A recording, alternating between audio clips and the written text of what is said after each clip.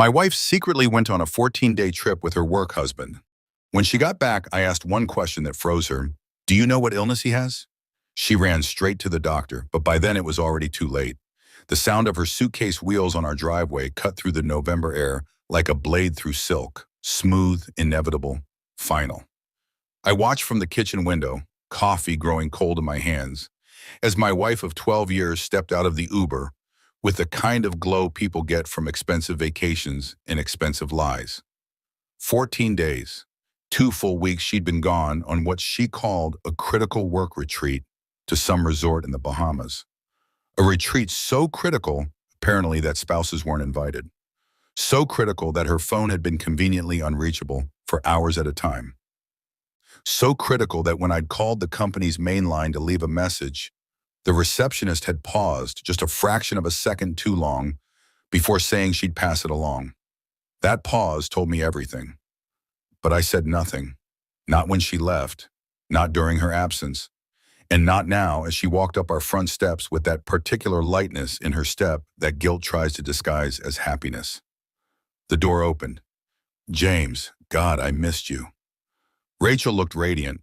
Her skin had that sun-kissed bronze that doesn't come from sitting in conference rooms. Her eyes were bright, rested, alive in a way they hadn't been in months, maybe years. She wore a new linen dress, white and breezy, the kind of thing you buy on vacation when you're trying to become a different version of yourself. She dropped her bags and moved toward me for an embrace. I hugged her back, felt her arms around me, smelled the unfamiliar perfume mixing with sunscreen and something else, something that made my stomach turn. How was it? I asked, keeping my voice level, almost disinterested. Exhausting, she said, pulling back with a performative sigh. Back-to-back sessions, networking dinners every night. I barely had time to breathe, but productive, really productive. I nodded slowly, took a sip of cold coffee, watched her watching me. She was good. I'd give her that. 12 years of marriage had taught her how to read my moods, how to calibrate her lies to match my temperature. But she didn't know what I knew. Couldn't know that I'd spent the last 14 days becoming a different person myself. The kind of person who checks phone records, who calls in favors, who sits in parking lots outside office buildings waiting for the truth to show its face. That's great, Rach, really great. I set down my mug. You must be tired. Why don't you shower, unpack? I'll make us lunch. Relief flickered across her face. You're the best. I'm disgusting from the flight. She grabbed her suitcase and headed upstairs. I listened to the familiar sounds of her moving through our house. The bedroom door opening, the suitcase being heaved onto the bed, the bathroom door closing, the shower starting. All of it so normal, so mundane, like the last 2 weeks had been exactly what she said they were. I pulled out my phone and looked at the photo again. The one Marcus had sent me. Marcus, her colleague, her work husband, the man she'd been texting at midnight for the past 6 months with messages that started as jokes and evolved into something else entirely. Marcus with his easy smile and his CrossFit body and his habit of putting his hand on the small of my wife's back during office parties. In the photo, they were at a beachside restaurant. Rachel was laughing at something he'd said, her hand on his forearm, her wedding ring catching the sunset light like a small, bitter joke. They looked happy. They looked like a couple. They looked like people who had forgotten that other people existed. Marcus had sent it to me by accident. A group text meant for his college buddies that included my number because we'd once been friends too, back before I understood what he was. The message that followed, wrong chat, man, sorry, came 3 minutes later. Long enough for me to screenshot everything, long enough for the truth to burn itself into my retinas. I deleted the photo and put my phone away. Upstairs, the shower stopped. I heard Rachel humming, actually humming, as she dried off, as she wrapped herself in the towel I'd washed and folded last Tuesday, while she was taking sunset walks with someone else. 40 minutes later, she came downstairs in yoga pants in one of my old college sweatshirts, her wet hair twisted into a bun. She looked younger, softer, like the woman I'd married. For a moment, just at a moment, I felt the muscle memory of love, the old instinct to protect her, to believe in her, to make excuses for the things that didn't add up. Then she smiled at me, and I remembered. Grilled cheese? I asked, already pulling out the bread. Perfect. She sat at the kitchen island, pulled out her phone, started scrolling. Oh my God, I have so many emails. They really worked us to the bone. I buttered the bread, laid cheese on sourdough, tried to keep my hands steady. Did Marcus survive? I know he was worried about the presentation. I said his name casually, like it was nothing, like I didn't know what I knew. Rachel glanced up, and for just a fraction of a second, something flickered in her eyes. Fear, guilt, recognition that we were about to cross into territory we couldn't come back from. Marcus, she said, and her voice was almost perfect. Almost. Yeah, he did great. You know him, always prepared. I do know him, I agreed, flipping the sandwich. That's why I was surprised when I found out. Found out what? She was still scrolling, but her thumb had stopped moving. This was the moment, the cliff edge, the point where our marriage would either bend or break. I plated her sandwich, cut it diagonally the way she liked, set it in front of her with a napkin and a pickle spear. Then I leaned against the counter, crossed my arms, and asked the question I'd been rehearsing for 6 days. Do you know what illness he has?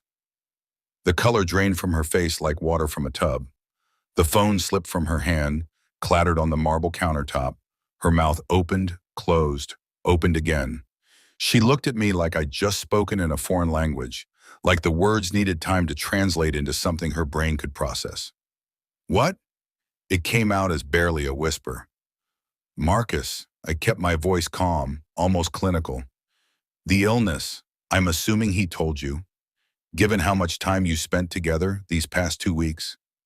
Her hand went to her throat, an unconscious gesture of panic. James, what are you talking about? It's serious, Rachel, the kind of thing that doesn't go away, the kind of thing that spreads if you're not careful. I let that hang in the air between us, watched it sink in. The kind of thing you'd want to get checked out. Soon. Like today, soon. She stood up so fast the bar stool scraped against the floor. What illness? James, what the hell are you talking about? I didn't answer, just looked at her with the kind of steady gaze that said everything and nothing, that confirmed her worst fears without giving her anything concrete to deny or defend against. I need to. She grabbed her purse, her keys, her phone. I need to make a call. Doctor's office is probably at open for another hour, I said helpfully. You might want to ask for a full panel. Given the circumstances. She stared at me like she'd never seen me before. Like I was a stranger wearing her husband's face. Then she turned and walked out the door, her sandwich untouched. Her suitcase still unpacked upstairs, her lie hanging in the air like smoke. I heard her car start, heard the tires squeal as she backed out too fast, heard the engine fade as she sped toward town, toward the clinic, toward whatever test she thought she needed to prove or disprove something I hadn't actually claimed. Only then did I sit down. Only then did I let my hands shake. Only then did I pick up my phone and look at the other photos Marcus had accidentally sent. The ones of them at the pool, at dinner, in a hotel lobby that definitely wasn't a conference center. And only then did I smile. Because there was no illness, no disease, no medical emergency. There was only truth, weaponized. Only fear, precisely deployed. Only the beginning of a revelation that would tear everything down and build something else in its place. I took a bite of my own sandwich and pulled out the folder I'd been keeping hidden in my desk drawer. Inside were phone records, credit card statements, screenshots of deleted texts I'd recovered from our cloud backup, a timeline I'd constructed with the methodical patience of someone who'd had 14 days to become very, very good at detective work. And underneath all of that, the real evidence. The thing that would matter when this was over. But not yet. Not today. Today was about the fear, about letting Rachel's imagination do the work I couldn't, about planting a seed of doubt that would grow into a forest of paranoia. Today was about asking one question that would make her run toward the truth while I stayed here, calm and still, waiting for the moment when everything would finally come into the light. I heard my phone buzz, a text from Rachel. At clinic, what illness? What illness? I set the phone face down on the counter and finished my lunch. Outside, November rain began to fall, washing the driveway clean of the tracks her suitcase had made. Inside, I sat in the silence of our house, our home that we'd built together, that held 12 years of memories and promises and lies. And I waited, because this wasn't about revenge. Not really. This was about justice, about truth, about the moment when someone who thought they'd gotten away with something realizes that the ground beneath them has been slowly, carefully, methodically removed. And all that's left is the fall. My phone buzzed again, then again. Then it started ringing. I didn't answer. Let her wonder. Let her worry. Let her feel for just a few hours the kind of sick uncertainty I'd been living with since the moment that photo appeared on my screen. The rain fell harder, drumming against the windows like applause. And I sat in my kitchen, in my house, in my life that was about to become something entirely different, and I waited for Act Two to begin. The rain had turned into a proper storm by the time Rachel's car pulled back into the driveway. 3 hours had passed, 3 hours during which my phone had collected 17 text messages, 9 missed calls, and 1 voicemail that I'd listened to twice. Not for information, but for the tremor in her voice. The way guilt makes people sound smaller, younger, desperately alone. I was in the living room when she came in, reading a book I wasn't actually reading, turning pages at intervals that suggested casual afternoon leisure rather than calculated psychological warfare. The lamp beside me cast warm light across the room, made everything look soft and safe and normal. A perfect stage for the performance we were about to give. She stood in the doorway, soaked through despite the short walk from car to house. Her hair hung in wet ropes around her face. Her eyes were red, from crying or rain, I couldn't tell. Maybe both. She looked fragile in a way that would have broken me a week ago. They ran every test they had, she said, her voice hollow. Blood work, cultures, everything. They couldn't find anything wrong with me. I looked up from my book, marked my place with a finger. That's good news. Is it? She took a step into the room. James, what illness? What were you talking about? I set the book aside slowly, deliberately. Let the silence stretch between us like a rubber band pulled to its breaking point. I think you should sit down, Rachel. I don't want to sit down. I want you to tell me what the hell is going on. Sit down. Something in my tone made her obey. She sank onto the couch across from me, pulling her wet cardigan tight around her body like armor. Water dripped from her clothes onto our hardwood floors, making small dark circles that spread and disappeared. There's no illness, I said quietly. The words hit her like a slap. What? Marcus doesn't have an illness. He's fine. Perfectly healthy as far as I know. Her face went through several expressions in rapid succession. Confusion, disrelief, anger, then back to confusion. Cycling through emotions like someone trying to find the right key for a lock. Then why? Because I needed you to run, I interrupted. I needed you to panic. I needed you to feel, even for just a few hours, the kind of fear that makes you question everything you thought you knew. She stood up. You're insane. You sent me to a clinic, made me think I'd been exposed to some disease, made me terrified that I'd... She stopped abruptly, realizing what she'd almost said. I leaned forward. That you'd what, Rachel? Caught something from Marcus? Because that's interesting phrasing. Why would you assume you'd caught something from Marcus specifically? Unless you were in a position to catch something from him. Unless you'd been close enough, intimate enough, for that to be a concern. The color that had returned to her face drained away again. We didn't. I haven't. Don't. I held up a hand. Please don't insult both of us by lying right now. We're past that. We're so far past that. She sank back onto the couch, and I watched her realize that this conversation wasn't going the way she'd expected. That she'd walked into something she couldn't charm or explain or rationalize her way out of. How long have you known? She whispered. Which part? That you and Marcus have been texting each other at midnight for 6 months? That you've been deleting messages from your phone but not from our cloud backup? That the work retreat was actually a couple's package at the Azure Bay Resort that he booked using his personal credit card? I paused. Or that you've been lying to my face every single day, asking me about my day, kissing me goodnight, making plans for our anniversary, while you were planning something entirely different with someone else. Each question landed like a stone in still water, sending ripples across her face. She opened her mouth, closed it, opened it again. Finally, I can explain. I don't want you to explain. I stood up, walked to the window, watched rain run down the glass. Explanations are for misunderstandings. This wasn't a misunderstanding, Rachel. This was a choice, dozens of choices, actually. Every text, every deleted message, every lie about working late or going to the gym or needing space, every single one was a choice you made to betray me. It wasn't supposed to happen like this. Her voice was small, breaking. It evolved. We were friends. We worked together every day. And he understood things about me that I what? I turned from the window. That I didn't understand, that I failed to provide? Go ahead, Rachel. Tell me how this is somehow my fault. That's not what I meant. Then what did you mean? Because from where I'm standing, it looks like you got bored or restless or whatever it is people get when they decide that their marriage vows were more like marriage suggestions.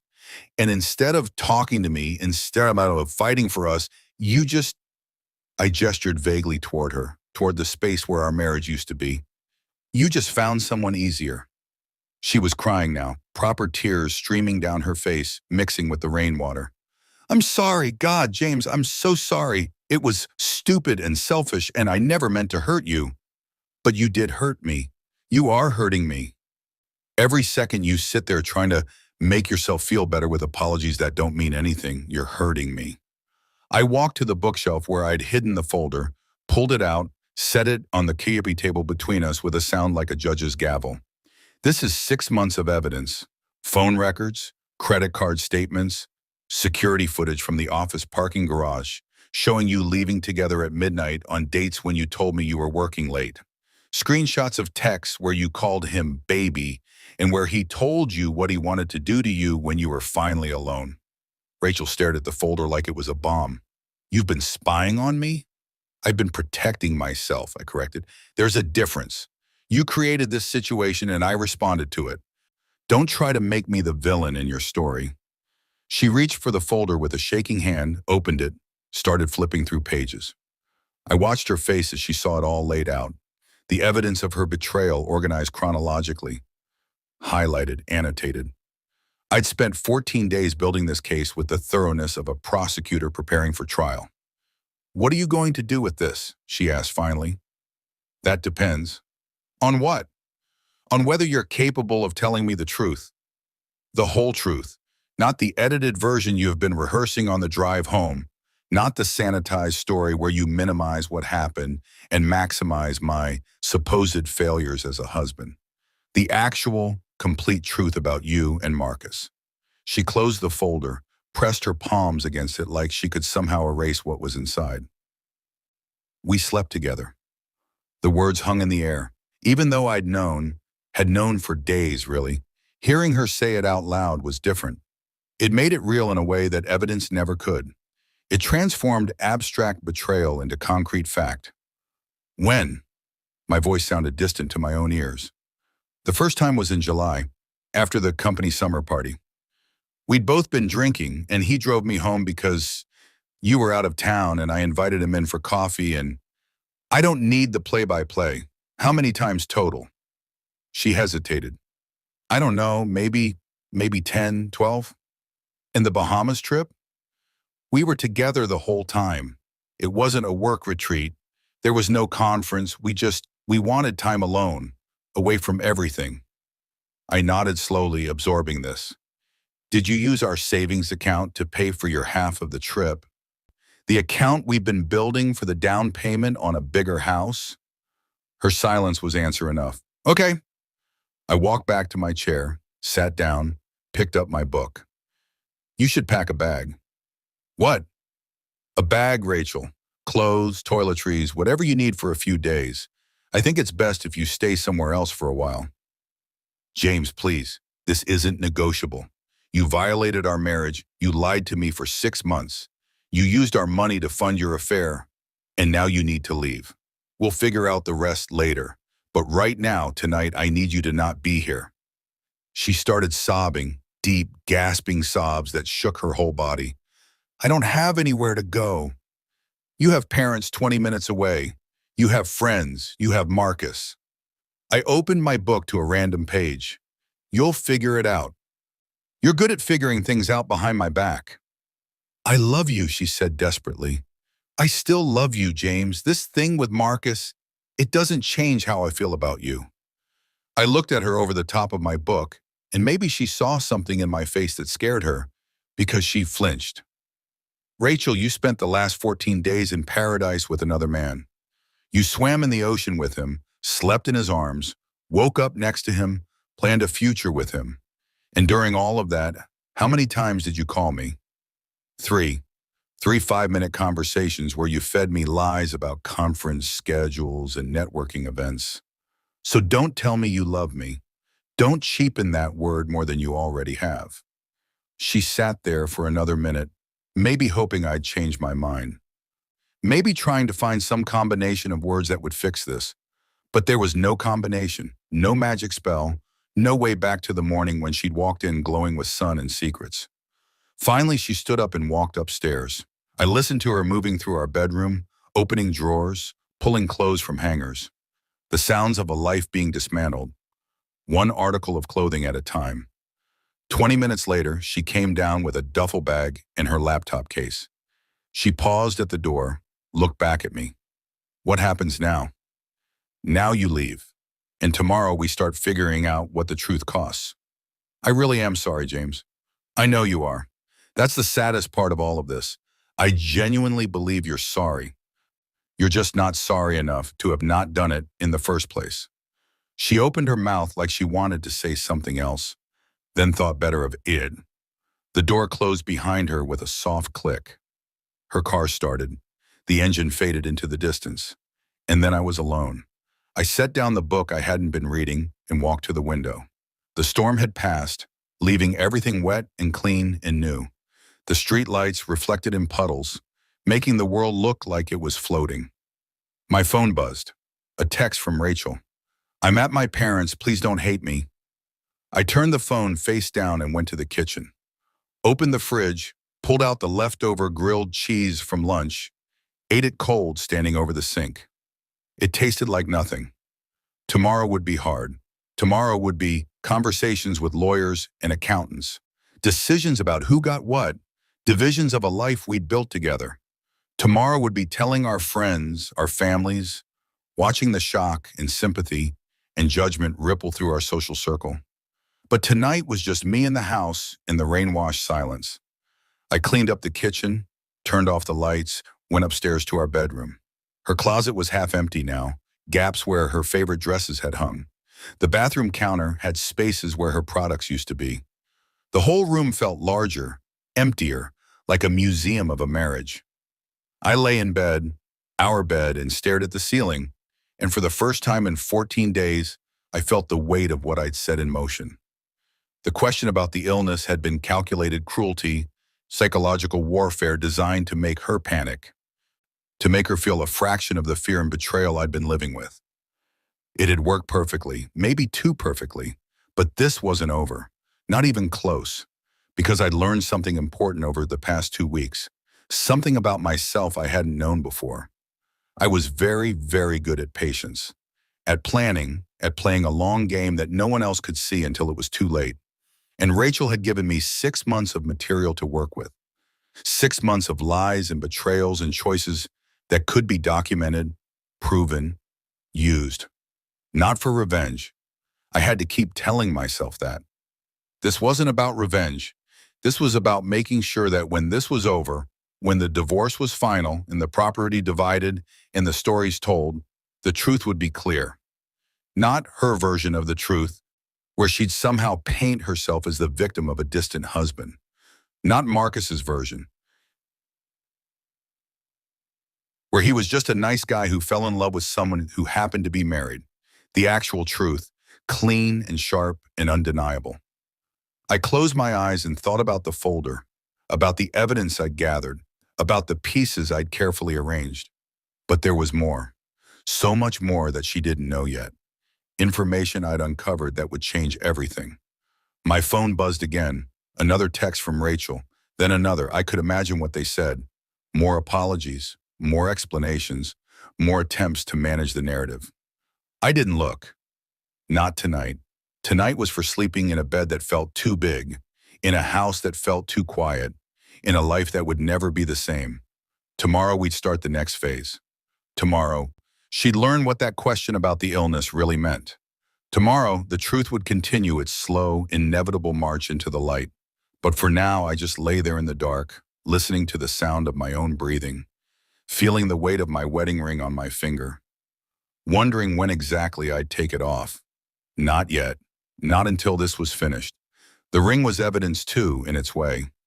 Evidence of promises made and broken, of a contract violated, of trust weaponized and destroyed. I twisted it around my finger in the darkness, feeling the familiar groove it had worn into my skin over 12 years. Soon, I thought. Soon. Outside, a car passed, its headlights sweeping across the ceiling. Then darkness again. Then silence. And in that silence, I began planning tomorrow. Morning came too early and too bright. Sunlight streaming through windows I'd forgotten to close, turning our bedroom into a gallery of empty spaces.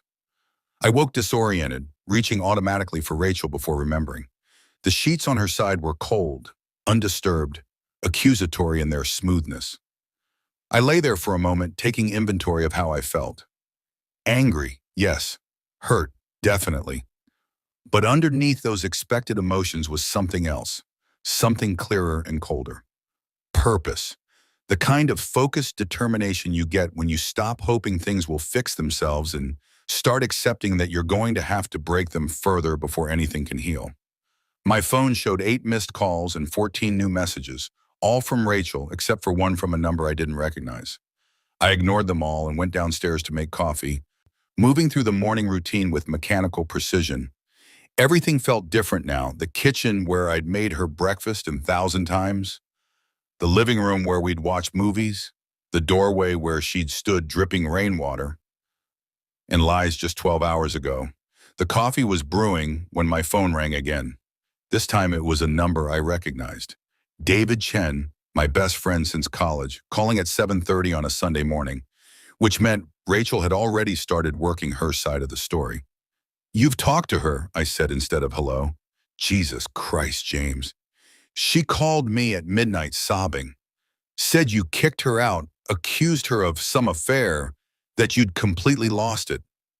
David's voice was careful, walking the tightrope of friendship. I told her I needed to hear your side before.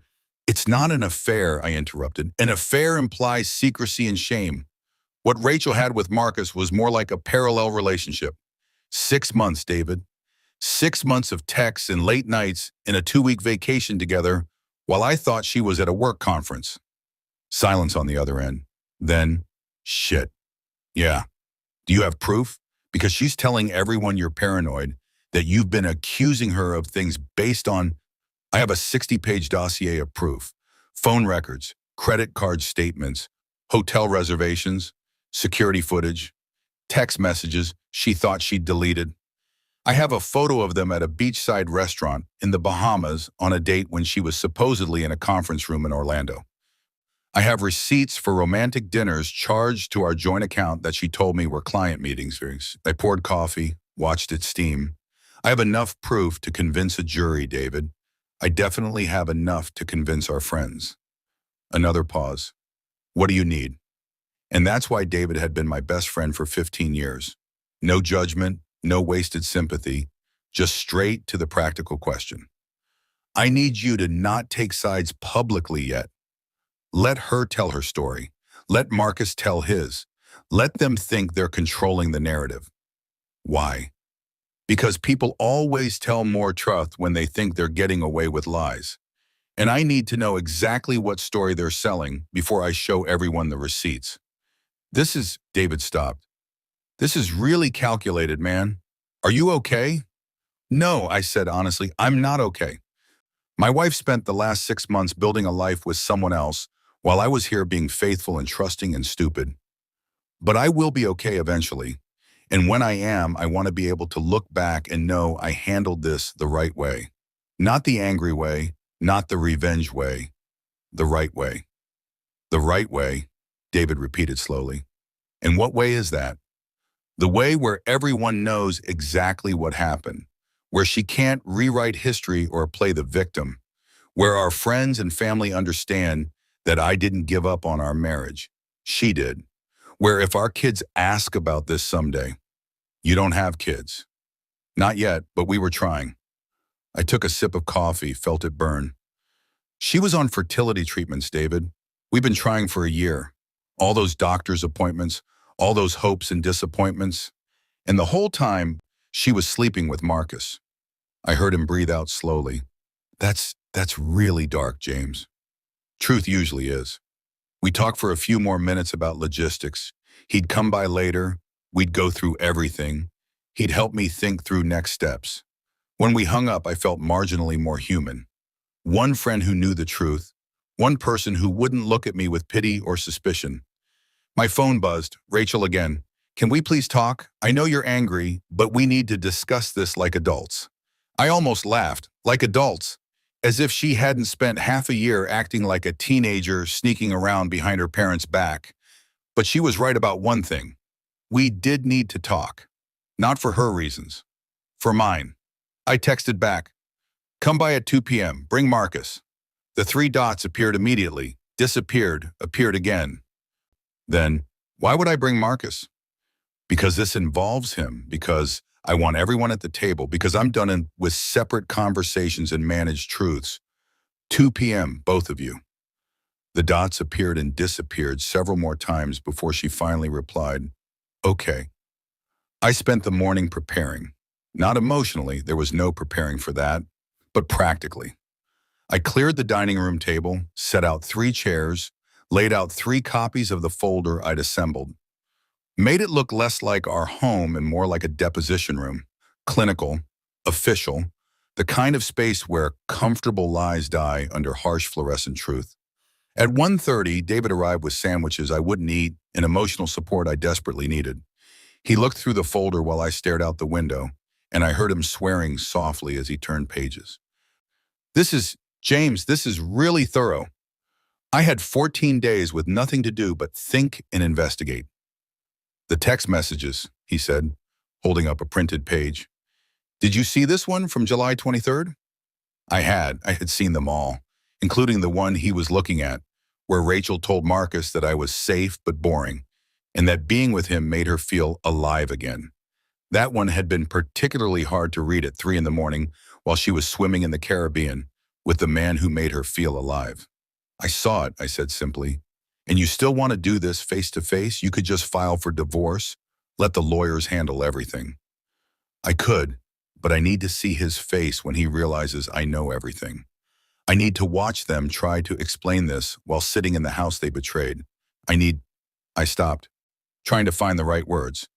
I need to witness this, David, not as revenge, as closure, as confirmation that I'm not crazy for feeling betrayed, that what happened actually happened the way I think it did. He nodded slowly. I get it. I'll stay if you want backup. No, this needs to be just the 3 of us, but thank you. At exactly 2 o'clock, Rachel's car pulled up. She sat in the driver's seat for a long moment before getting out.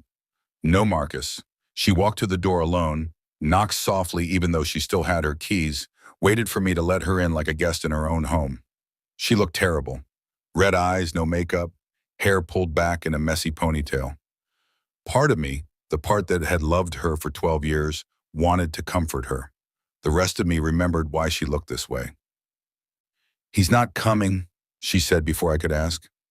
Marcus, he said this is between us, that he doesn't want to get in the middle of our marriage.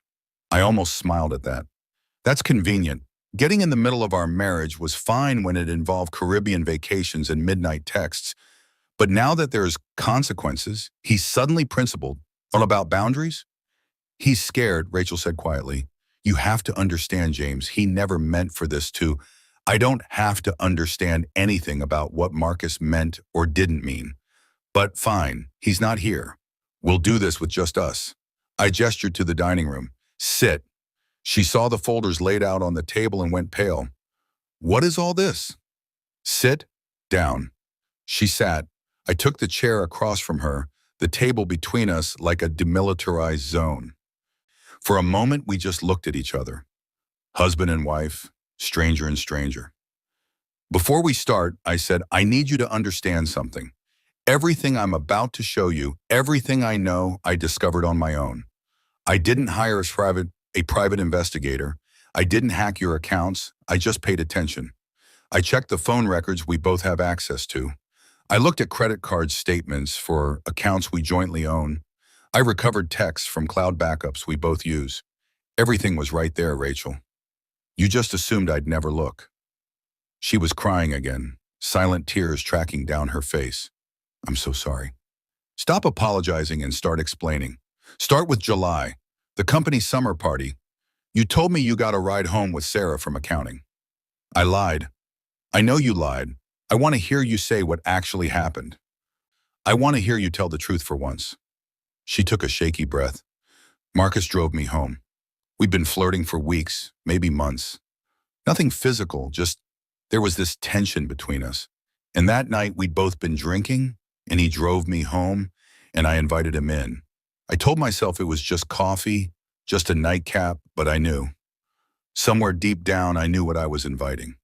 Go on. We kissed in the kitchen, right there where you make me breakfast. And then we went upstairs, to our bedroom, to our bed. She was sobbing now, the words coming in gasps. Afterwards, I told myself it was a mistake, that it would never happen again. But then he texted me the next day, and we met for lunch, and it kept happening. Once a week, sometimes more, hotels mostly. Sometimes his apartment when his roommate was traveling. Using money from our joint account. Yes. Money we were saving for a house. Yes. Money we were saving for the family we were trying to start. She flinched like I'd struck her. Yes. I opened the first folder, slid it across the table to her. This is every text message between you and Marcus for the past 6 months. I've highlighted the ones where you discussed me, the ones where you complained about our marriage, the ones where you planned your future together. She looked at the folder like it might bite her. I can't read these. Yes, you can, because I had to read them. I had to sit in this house alone while you were in the Bahamas and read every single message where you told another man things you should have told me, where you shared intimacies with him that belonged to our marriage, where you built a whole separate relationship while I was here trusting you. James, please, read it, all of it. I want you to see what you did from the outside. I want you to understand that this wasn't a mistake or a moment of weakness. This was a sustained campaign of deception. This was you choosing over and over again to betray me. She opened the folder with shaking hands, started reading. I watched her face cycle through emotions, shame, regret, recognition, horror. Watched her see herself through my eyes, see her betrayal documented and highlighted and undeniable. There's more, I said when she was halfway through. I slid her the second folder. Credit card statements, hotel reservations, restaurant receipts, a financial record of your affair, paid for with our money. She looked at the numbers, the dates, the paper trail of her lies. I'll pay it back, every cent. I'll get a second job. This isn't about money. I pulled the third folder toward me, didn't open it yet. This is about truth, about making sure that when this is over, when we're divorced and divided and dealing with the wreckage, the record is clear. You didn't leave because I was a bad husband. You didn't cheat because I neglected you. You made choices, Rachel. Conscious, deliberate choices to lie and betray and destroy what we built. I know, she whispered. I know what I did. Do you? Because from where I'm sitting, I don't think you really understand the magnitude of this. You violated our marriage vows. You exposed me to health risks without my consent. You stole from our savings. You lied to our friends and family. You made me doubt my own sanity when I started suspecting something was wrong. You gaslit me, Rachel. For 6 months, you made me feel crazy for noticing that something was off. She was sobbing now, her whole body shaking. What do you want from me? I've apologized. I've admitted everything. What more can I do? I opened the third folder. Inside was a single document, a printout of an email Marcus had sent to a mutual friend, dated 3 weeks ago, detailing his relationship with my wife and his plans for their future together. Plans that included her leaving me, moving in with him, starting a life together. Plans she'd apparently agreed to. "Did you tell him you'd leave me?" I asked quietly. She looked at the email and something in her face crumpled. "We talked about it. We fantasized about it. But I was never going to actually, except you were in the Bahamas with him for 2 weeks, Rachel. 2 weeks that you could have used to tell me the truth, to end our marriage honestly, to give me the dignity of a choice.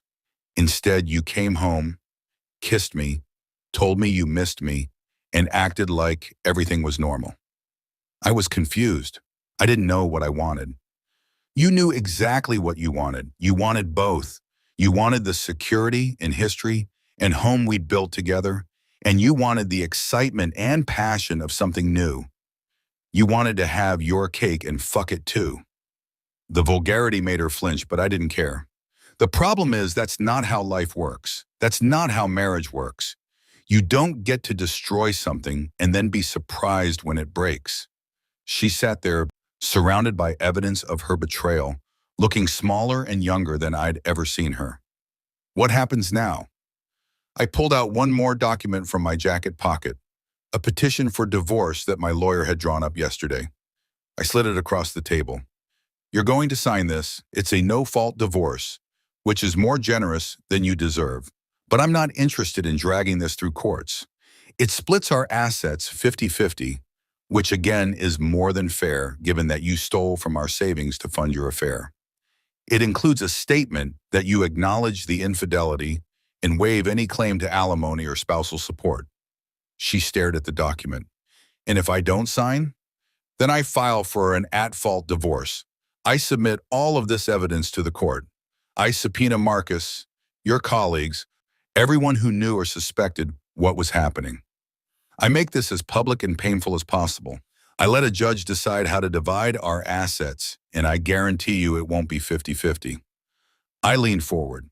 "But more than that, Rachel, I tell everyone the truth, not your sanitized version where you were confused and made mistakes. The real truth, documented and proven. I let our friends and family see exactly who you are and what you did. That's blackmail. That's consequences. You want to move forward with Marcus? Fine. Sign the papers, and in 6 months you'll be free to do whatever you want. But you don't get to do it on my dime or with my reputation. You don't get to paint yourself as the victim of a bad marriage when you're the one who destroyed a good one." She picked up a pen with a shaking hand. "I really did love you. I still do." "Then you have a funny way of showing it." She signed. 4 places, her signature getting messier each time, her tears smudging the ink. When she was done, she pushed the papers back to me. "I'll be out of the house completely by next week," she said. "I'll just take my clothes and personal things. You can have everything else." "I don't want everything else. I want to split things fairly. This isn't about punishing you, Rachel. It's about ending this honestly." She stood up, looked around the dining room like she was seeing it for the last time. "For what it's worth, I really am sorry. You deserved better than this. Better than me." "Yeah," I said, "I did." She walked to the door, paused with her hand on the knob. "The question yesterday, about the illness. There really isn't one." "No, go." "Then why?" "Because I needed you to feel what I felt when I found out. The fear, the uncertainty, the sick dread of knowing something terrible had happened and not knowing how bad it would be. I needed you to run to a doctor and beg for tests and sit in a waiting room imagining the worst. Because that's what I did, Rachel. When I found out about you and Marcus, I went to a clinic and got tested for every STD they offer because you'd been sleeping with me and him, and I had no idea what I'd been exposed to." I met her eyes. "I wanted you to feel that, just for a few hours, just to understand." She paled. Were you? "I'm clean, negative for everything, but I had to live with that fear for a week while I waited for results. And you should know what that feels like. You should carry that weight, even if just for a moment." She nodded slowly, opened the door, walked out. This time I knew it was for the last time as my wife. Next time she'd come back, it would be to pack boxes, to sort through the debris of our life together, to figure out who got the coffee maker and who got the photos from our honeymoon. But that would be later. That would be the mechanical, practical end of things. This had been the emotional end, the moment where our marriage officially died, documented and divided and done. I sat alone at the dining room table, surrounded by folders of evidence, holding divorce papers with her signature still wet, and I felt nothing. Not relief, not satisfaction, not even grief, just emptiness. Just the hollow echo of what used to be. My phone buzzed. A text from David. How did it go? I looked around the room at the chair where Rachel had sat, at the folder she'd read, at the dissolution of 12 years reduced to signatures on legal documents. It's done, I typed back. Phase 1 complete. Because this wasn't over. Not really. The divorce papers were signed, yes, but there was still so much more she didn't know. Still so much more that would come to light in the days and weeks ahead. Still the truth I hadn't told her yet. The biggest truth of all. But not today. Today had been about confrontation and confession. Tomorrow would be about revelation. I gathered up the folders, locked the signed divorce petition in my desk, and went upstairs to bed. The house felt different now, not mine, not ours, just a space where two people used to live before one of them burned it all down. I lay in bed and stared at the ceiling and waited for sleep that wouldn't come. And in the silence, I thought about tomorrow and what came next and the final piece of the puzzle that Rachel didn't even know existed yet. Soon, I thought, soon she'll understand the real cost of what she's done. But not yet. Not tonight. Tonight was for endings. Tomorrow would be for the truth. 3 days after Rachel signed the divorce papers, Marcus finally called me. I was in my home office, our former shared space, now just mine, sorting through tax documents and trying to figure out how to divide a life. When his name appeared on my phone screen, I let it ring 4 times before answering, each ring a small assertion of control. James, his voice was cautious, overly friendly in that way people get when they know they've done something unforgivable and are trying to pretend they haven't. Hey man, I've been meaning to reach out. Have you? I kept my voice flat, made it a statement instead of a question. Yeah, listen, I just wanted to, Rachel told me you guys are getting divorced, and I wanted to say I'm sorry, That really sucks. Marriage is hard. I almost admired the audacity of it, calling me to offer sympathy for the marriage he'd helped destroy, speaking about it like it was some natural disaster rather than a deliberate demolition. Is that why you called, Marcus? To tell me marriage is hard? A pause. I called because I think we should talk, in person, clear the air, We used to be friends. We were never friends. We were friendly. There's a difference. Friends don't sleep with each other's wives. Another pause, longer this time. Look, I know you're angry. I'm not angry. And as I said it, I realized it was true. The rage that had consumed me for weeks had burned itself out, leaving something colder and clearer in its place. Anger implies I'm still surprised by what happened. I'm past that now. Then why won't you meet with me? Let me explain. Explain what? The mechanics of how you seduced my wife? The rationale for why 6 months of lying was justified? The philosophy behind booking a romantic vacation with someone else's spouse? I spun my chair to face the window, watched a cardinal land on the fence outside. I already know the story, Marcus. Rachel told me everything. She told you her version. I think you should hear mine. Why would your version be any different? Because there are things she doesn't know. Things about why He stopped abruptly.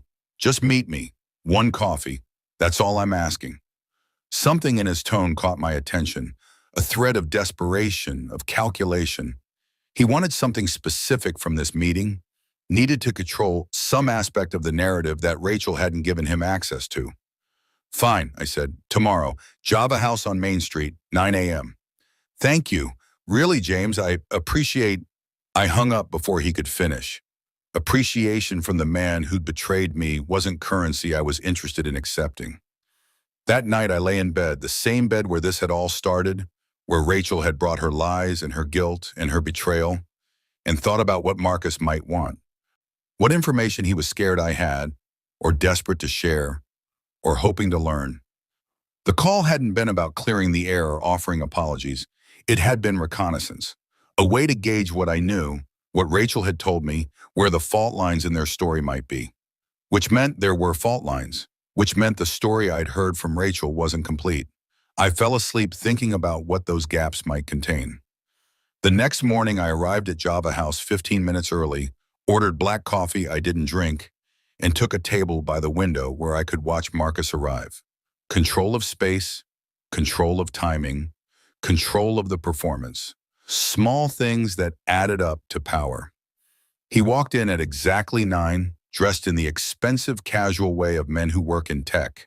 Designer jeans, tasteful sweater.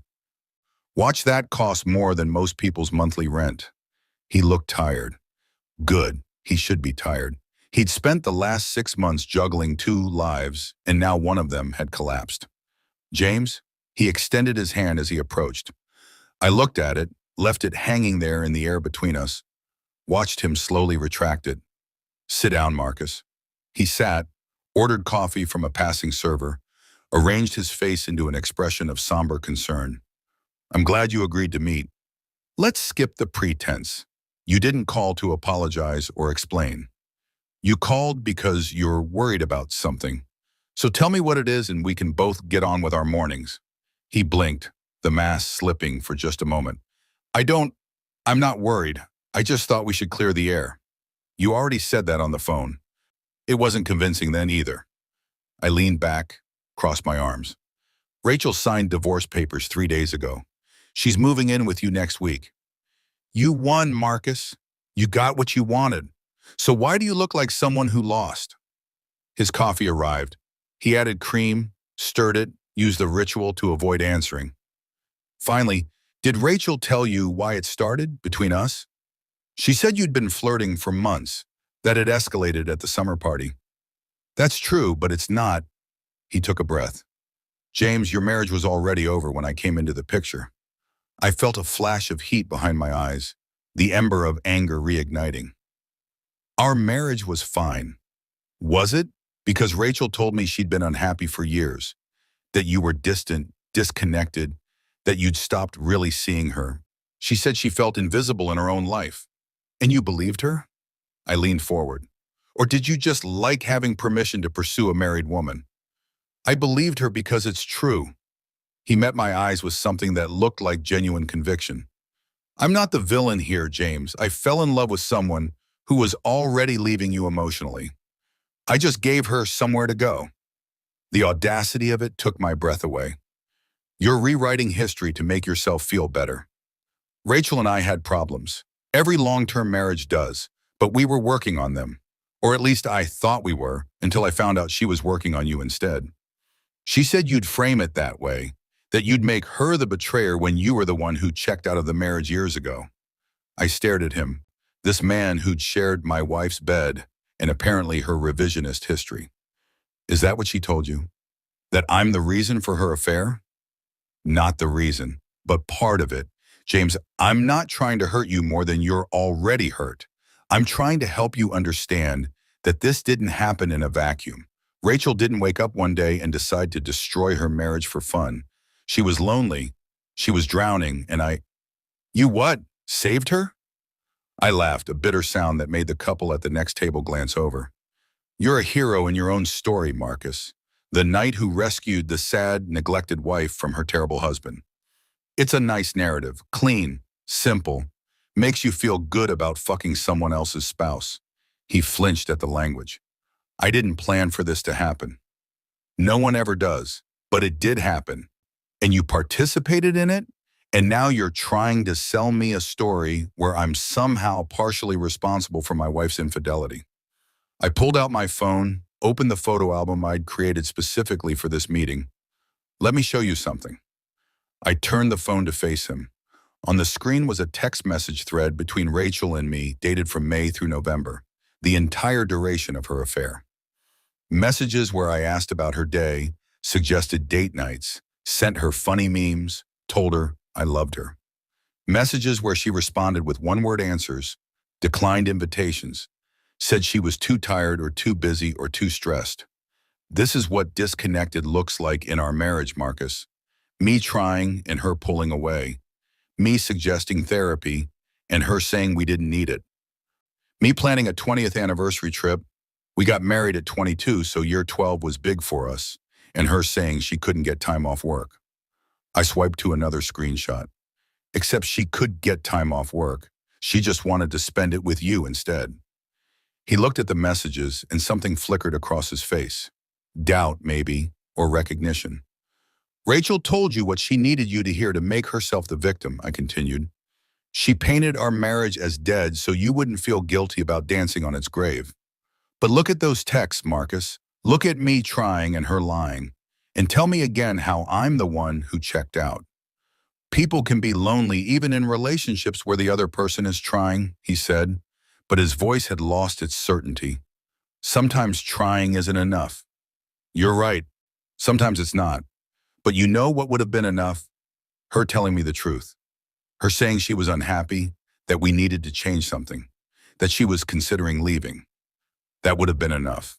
Instead, she lied, and you helped her, and now you're here trying to make me complicit in my own betrayal. He set down his coffee cup with a clink that sounded too loud.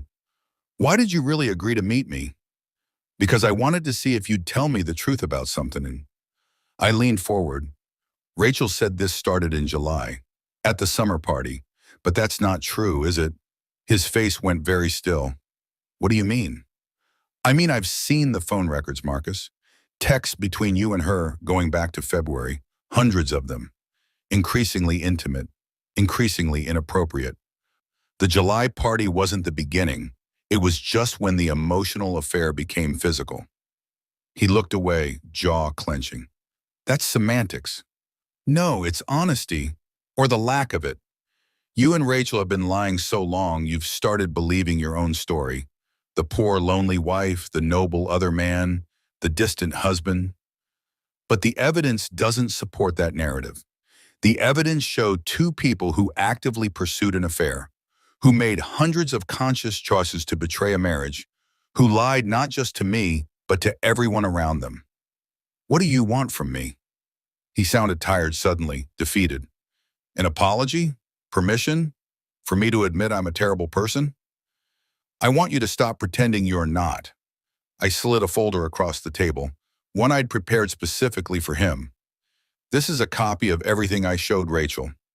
Phone records, credit card statements, text messages, photos, your entire affair, documented. I gave Rachel the courtesy of seeing it first. Now you get the same. He opened the folder slowly, started reading.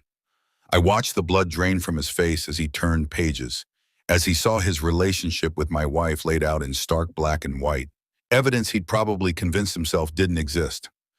Why are you showing me this? He asked without looking up. Because I want you to understand something. This doesn't end with divorce papers and moving trucks. This ends when I decide it ends. And right now, I haven't decided yet. He looked up sharply. What does that mean? It means I have choices, Marcus. I can file an at-fault divorce and make all of this public record. I can share these documents with your employer. I'm sure they'd be interested to know their employees are using company time and resources for extramarital affairs. I can tell your parents, your friends, anyone who'll listen about what kind of man you really are. You're threatening me. I'm explaining consequences. You made choices. Those choices have implications beyond just getting to sleep with my wife. And I'm the one who gets to decide what those implications are. He closed the folder, pushed it away like it might contaminate him. Rachel said you were being vindictive. I didn't believe her, but maybe she was right. Vindictive would be ruining your life because you ruined mine. What I'm doing is giving you the same choice I gave Rachel. Cooperate with an honest dissolution of this mess, or watch me make it as painful as possible. I pulled the folder back toward me. So here's what's going to happen. You're going to give me a full written statement about your relationship with Rachel. Dates, locations, the truth about when it started and how it developed.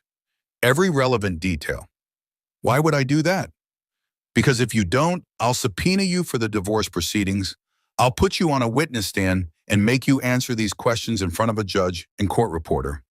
Your name will be in public records forever as the man who broke up a 12-year marriage. Or you can write it down privately. Give me the closure of knowing the complete truth, and we can all move forward quietly. He stared at me like he was seeing me for the first time. You've really thought this through. I've had a lot of time to think. 14 days alone while you and Rachel were in paradise. Weeks before that, when I started suspecting something was wrong. Hours and hours to sit with betrayal and decide how to respond to it. I stood up, left money on the table for my untouched coffee. You have until Friday to email me that statement. After that, I file the at-fault divorce and let the courts handle everything. And if I send you the statement, then what?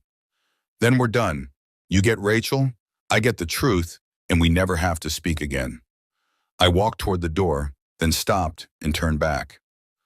One more thing, Marcus. That story about Rachel being lonely and invisible, you might want to ask yourself why she told you that. Because in my experience, people who cheat don't usually start with, "My marriage is perfect." They start with stories that justify what they're already planning to do. She told you what you needed to hear to make yourself feel better about pursuing her, and you believed it because you wanted to. I left him sitting there with the folder and the truth and the slowly dawning realization that maybe, just maybe, he'd been played as much as I had. The email arrived Thursday night, 30 hours before my deadline. Subject line, Statement, Marcus Chen. No text in the body, just an attached document. I poured myself a whiskey, the expensive bottle Rachel and I had been saving for a special occasion, because what occasion was more special than the end of a marriage? And opened the attachment. It was 18 pages, single-spaced, exhaustively detailed. Marcus had done exactly what I'd asked, documented everything with the thoroughness of someone who understood that half-truths would only make things worse. He'd started with their first private lunch in February, detailed the progression of texts and meetings, admitted to the emotional affair that had preceded the physical one. He'd included things Rachel hadn't told me. Weekends when she'd said she was visiting her sister, but was actually with him. Late nights at the office that were really hotel rooms downtown. Lies upon lies, upon lies. But it was the ending that stopped me cold. I want to be clear about something, Marcus had written. Rachel told me your marriage was over. She said you'd grown apart, that divorce was inevitable, that she was just waiting for the right time to tell you. She said you hadn't been intimate in over a year, that you'd stopped trying, that you'd essentially become roommates. I believed her because I wanted to believe her, because it made what we were doing feel less like destruction and more like inevitability. But after meeting with you, after seeing those text messages where you were clearly still trying, still invested in your marriage, I have to acknowledge that I may have been lied to. Not about everything. I do believe Rachel was unhappy, but about the degree of that unhappiness and about whether your marriage was truly beyond repair. I'm not writing this to excuse my behavior. What I did was wrong regardless of Rachel's honesty or lack thereof. But I think you deserve to know that the woman you were married to may have been telling both of us different versions of the truth.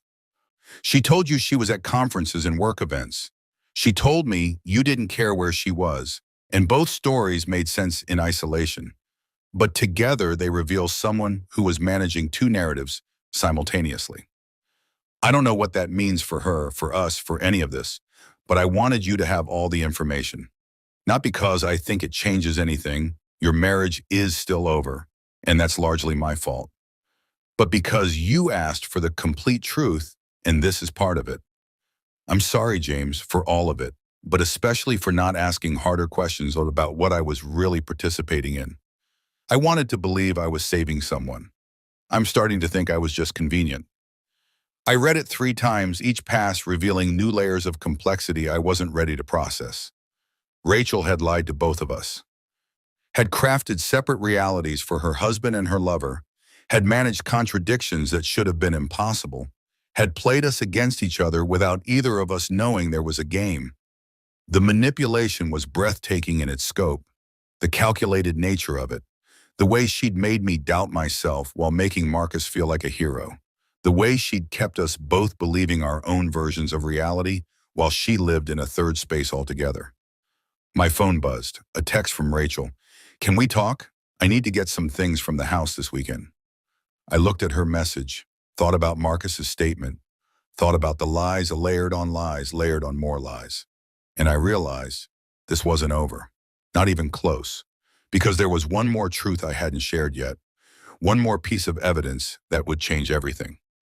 The biggest revelation of all, the thing I'd been saving for exactly the right moment. And that moment, I decided, was now. I texted back, "Come by Saturday at 10 a.m., bring boxes for your things. And Rachel, bring your birth control pills." The three dots appeared immediately, then stopped, then appeared again. Finally, why? "You'll see," I typed. "Saturday at 10, don't be late."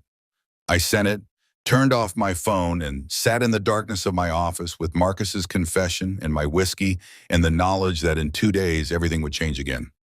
Because Rachel didn't know that I knew. Didn't know that while she'd been lying to me about her affair, she'd been lying about something else too.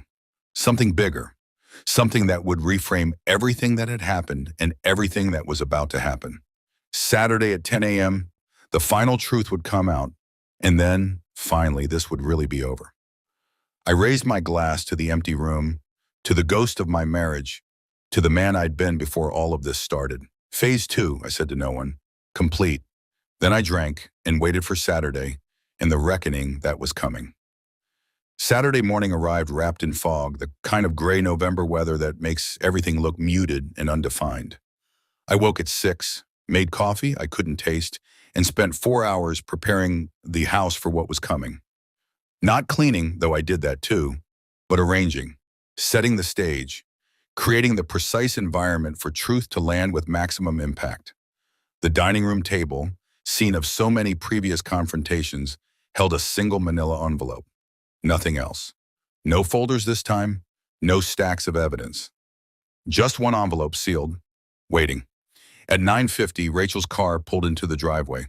She sat there for a moment, engine running, probably gathering courage or rehearsing explanations or doing whatever it is people do when they know they're walking into something but don't know what. Finally, the engine cut off. The car door opened. She walked toward the house carrying a single empty bus like she was hoping this would be quick. I opened the door before she could knock. "James?" She looked better than she had at our last meeting.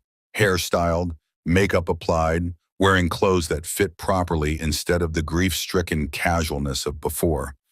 She looked like someone who'd started to move on. "Thank you for letting me come by. You still have keys. You don't need permission to enter your own house." I stepped aside to let her pass. "Though I suppose it's not really yours anymore, is it?" She flinched but said nothing, just walked past me into the living room and set down her box.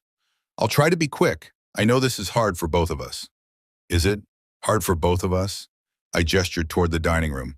"Come sit down first, before you start packing." "James, I really just want to get my things and—" "Sit down, Rachel." The steel in my voice made her obey. We walked to the dining room together, this house we'd shared becoming a museum of our ending. She saw the envelope on the table, looked at it with obvious wariness. "What's that?"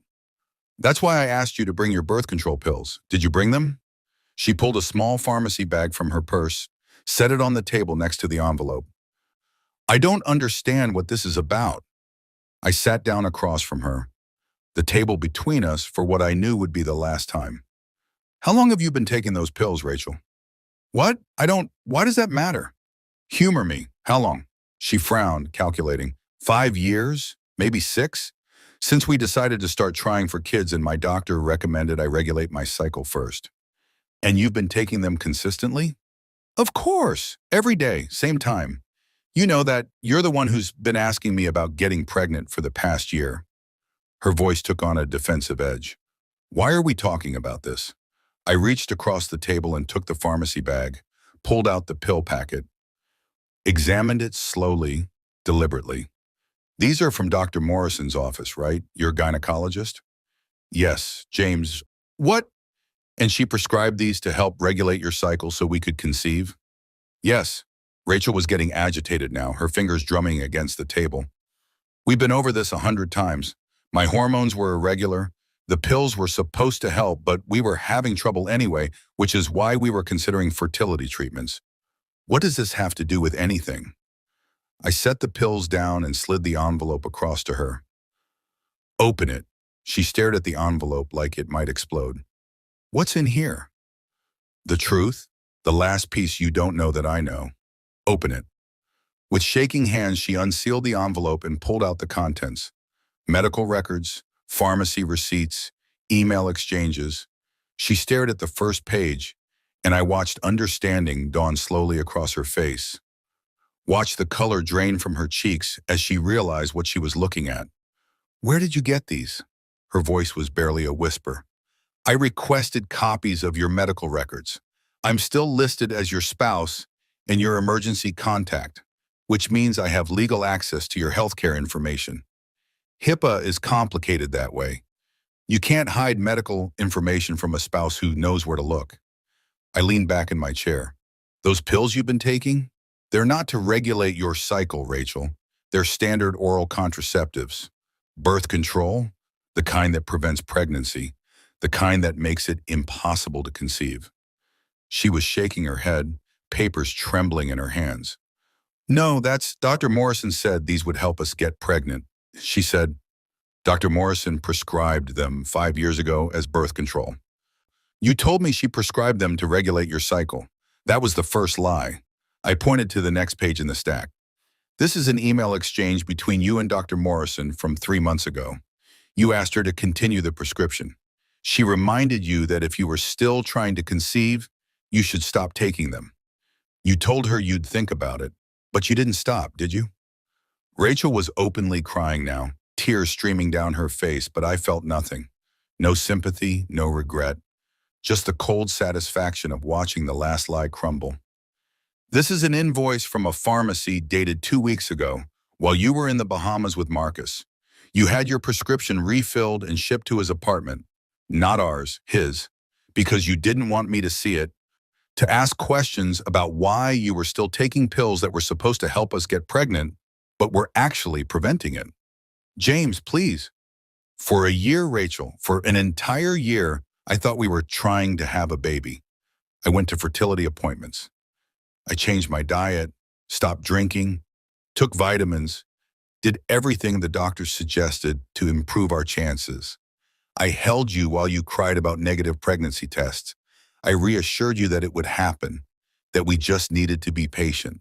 And the entire fucking time, you were taking pills specifically designed to make sure it never happened. She was sobbing now, her whole body shaking. I was gonna stop. I was planning to stop. You just what? Needed to make sure you didn't accidentally get pregnant by your husband while you were sleeping with someone else? The words came out like acid. Or were you hoping to get pregnant by Marcus and pass it off as mine? Is that what the Bahamas trip was about? A 2-week window to conceive with him while I was here taking fertility supplements like an idiot? No, God, no, James, it wasn't like that. Then what was it like? Explain to me why you would let me believe we were struggling with infertility when you were actively preventing conception. Explain why you would put me through the emotional torture of thinking I might be the problem, that maybe we'd never have the family we both said we wanted. Explain why you would lie about something so fundamental, so intimate, so... I had to stop, had to breathe, had to resist the urge to scream. Explain it to me, Rachel. She was gulping air between sobs, trying to form words. I wasn't ready. I thought I was when we first started talking about it. But then when it became real, when it became something that was actually going to happen, I panicked. I realized I didn't want a baby. Not yet, maybe not ever. But I knew you wanted one, and I didn't know how to tell you that I'd changed my mind. So instead of talking to me, instead of having an honest conversation about our future, you just lied. You let me think we had fertility problems. You went to doctor's appointments and nodded along while they discussed treatments, all while taking pills that made those treatments impossible. I know how it sounds. It sounds like you're a liar, Rachel. Not just about the affair, not just about Marcus, but about everything. Our entire marriage, our plans, our future, all of it was built on lies you told because you were too much of a coward to be honest about what you actually wanted. She wiped her face with shaking hands, leaving mascara streaks across her cheeks. What do you want me to say? I'm sorry, I've said that. I've apologized for everything. I want you to tell me the truth. For once, the actual, complete truth. I leaned forward. Did you ever want children with me? The silence stretched between us like a chasm. I don't know, she finally whispered. I thought I did. When we got married, when we were young and everything felt possible? Yes, I wanted kids. I wanted the whole thing. Spawn my orange too. House, family, white picket fence. But somewhere along the way, I changed. I realized I liked our life the way it was. Liked having freedom and flexibility and not being tied down. And I didn't know how to tell you that without me leaving you? She nodded miserably. So you lied. You strung me along for years. Let me believe we were building towards something that you had no intention of actually doing. And when that lie got too complicated, when I started pushing for fertility treatments, you started an affair.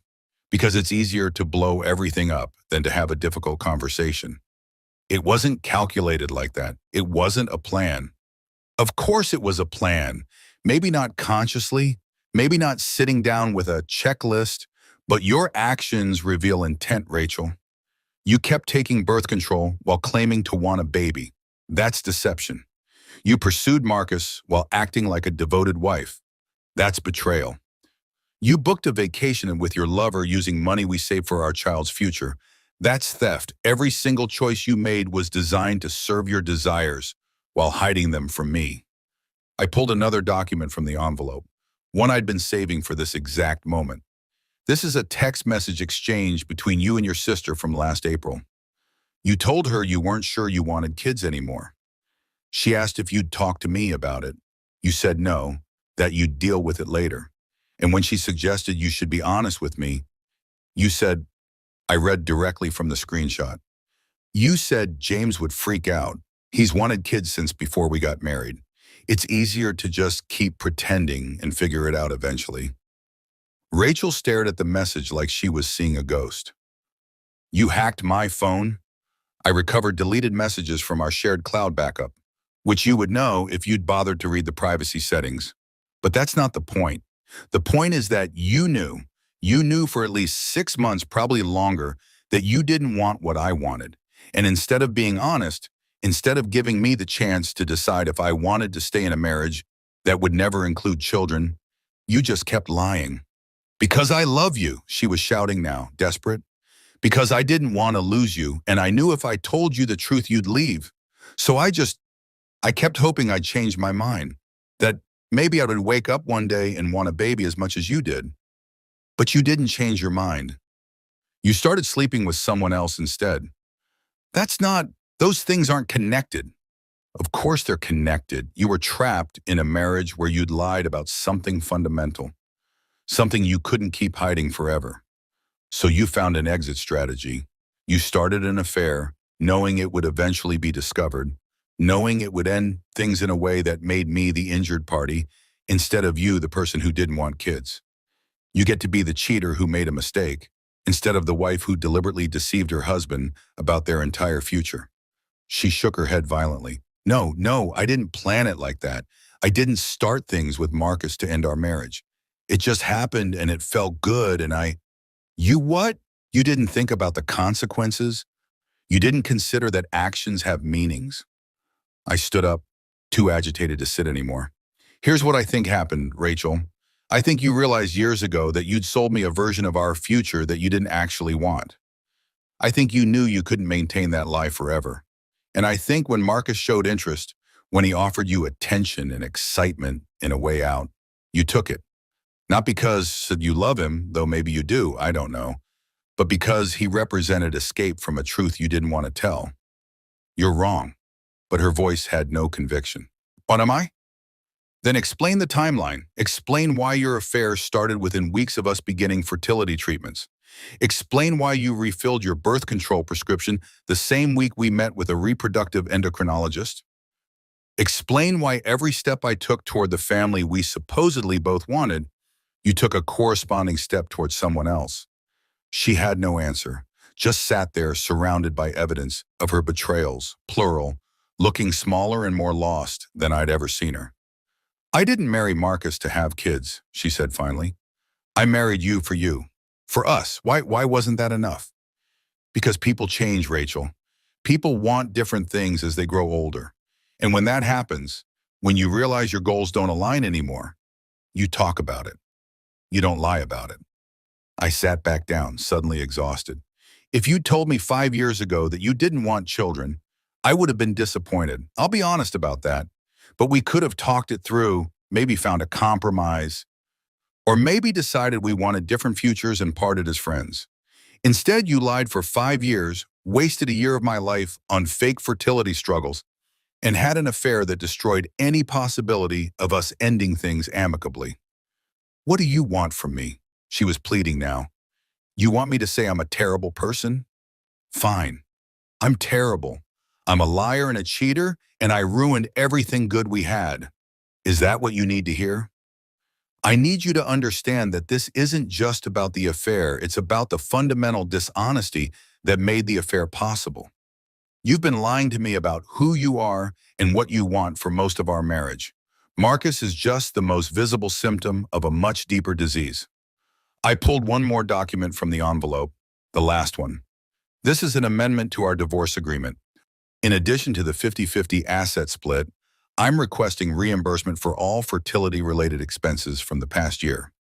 Doctor's visits, medications, treatments, everything we spent trying to conceive a child that you were actively preventing. It comes to about $12,000. She stared at the paper. You're billing me for trying to have a baby? I'm billing you for lying about trying to have a baby.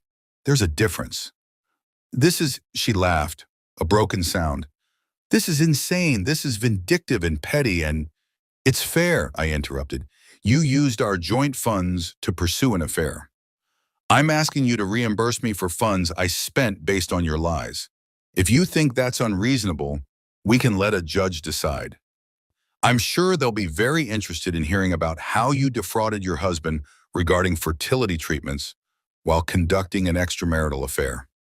She looked at me with something like hatred. You've really thought of everything, haven't you? Every angle, every punishment, every way to make me suffer. I've thought about the truth and the cost of hiding it. I stood up again, walked to the window, looked out at the fog-shrouded street. You can pack your things now. Take whatever you want. Furniture, photos, kitchen stuff. I don't care. I'll have my lawyer send over the amended agreement. You have a week to review it before I file. And if I don't sign, then we go to court. I present all of this to a judge. The affair, the lantas, the birth control, deception, all of it. And I let them decide how to divide our assets. But I promise you, Rachel, it won't be 50-50, not when fraud is involved. She gathered up the papers with shaking hands, stuffed them back into the envelope. I came here to pick up my things, not to be ambushed with.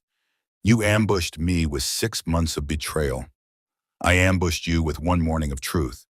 I think I'm being generous with the ratio. She stood, grabbed her purse, started toward the stairs, then stopped and turned back. For what it's worth, I really did think I'd changed my mind about wanting kids. I really did think that maybe if we kept trying, I'd wake up one day and feel ready. I didn't set out to deceive you. But you did deceive me, and when you realized the deception was getting harder to maintain, you found someone else instead of finding honesty. That's the part you don't seem to understand, Rachel. The affair isn't the worst thing you did. The worst thing you did was trap me in a marriage built on lies and then blame me for not seeing through them. She opened her mouth, closed it, then turned and walked upstairs. I heard her moving through our bedroom, opening closets, dragging boxes across the floor. The sounds of a life being dismantled, one possession at a time. I sat back down at the dining room table and looked at the birth control pills she'd left behind. 28 small pills in a wheel, each one a day of deception, each one a choice to prioritize her comfort over our truth. An hour later, she came back downstairs with 3 boxes stacked precariously in her arms. I'll need to come back for the rest. There's too much for one trip. That's fine, just let me know when. I'll make sure I'm not here. She paused at the door, boxes balanced against her hip. Do you hate me? I considered the question. Thought about the woman I'd married 12 years ago, the promises we'd made, the life we'd built. Thought about the stranger she'd become, or maybe always was, hidden behind a performance of domesticity. No, I said finally. I don't hate you, Rachel. I hate what you did. I hate the lies and the betrayal and the cowardice. But you're just someone I used to know. Someone I thought I'd spend my life with. Someone who turned out to be completely different than I believed. Tears tracked down her face again. I never meant to hurt you. That's the tragedy of it. I actually believe that. I think you made 1,000 small choices without considering their cumulative impact. You lied without planning to lie. You cheated without meaning to cheat. You destroyed our marriage while thinking you were just managing it. I walked to the door, opened it for her. But intent doesn't erase impact. And the impact is that we're done, completely, irrevocably done. She walked out into the fog, loaded her boxes into her car, drove away. I watched her taillights disappear into the gray November morning, and I felt nothing. Not satisfaction, not grief, not even relief, just emptiness. Just the hollow echo of an ending that had been coming for longer than I'd realized. I went back inside, locked the door, and looked around at our house. Half-empty closets, gaps in the bookshelves, spaces where furniture used to be. A museum of subtraction, everything defined by what was missing rather than what remained. My phone buzzed. A text from David. How'd it go? I looked at the birth control pills still sitting on the dining room table, at the empty envelope, at the evidence of the last great lie. It went, I typed back, phase 3 complete. Because there was still one more phase, one more revelation, one more truth that needed to come to light before this could really, truly be over. But not today. Today was for sitting in the silence of an empty house, for processing the magnitude of deception, for beginning the long, slow work of figuring out who I was when I wasn't someone's husband anymore. Tomorrow I would start the final phase. Tomorrow I would take all this evidence, all this truth, all these carefully documented lies, and I would make sure the record was clear.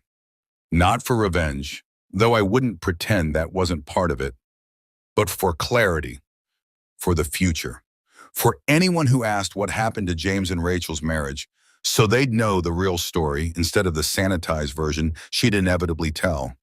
But for now, I just sat in the dining room of my half-empty house, in the fog-wrapped silence of a Saturday morning, and I let myself feel the full weight of what I'd lost and what I'd learned.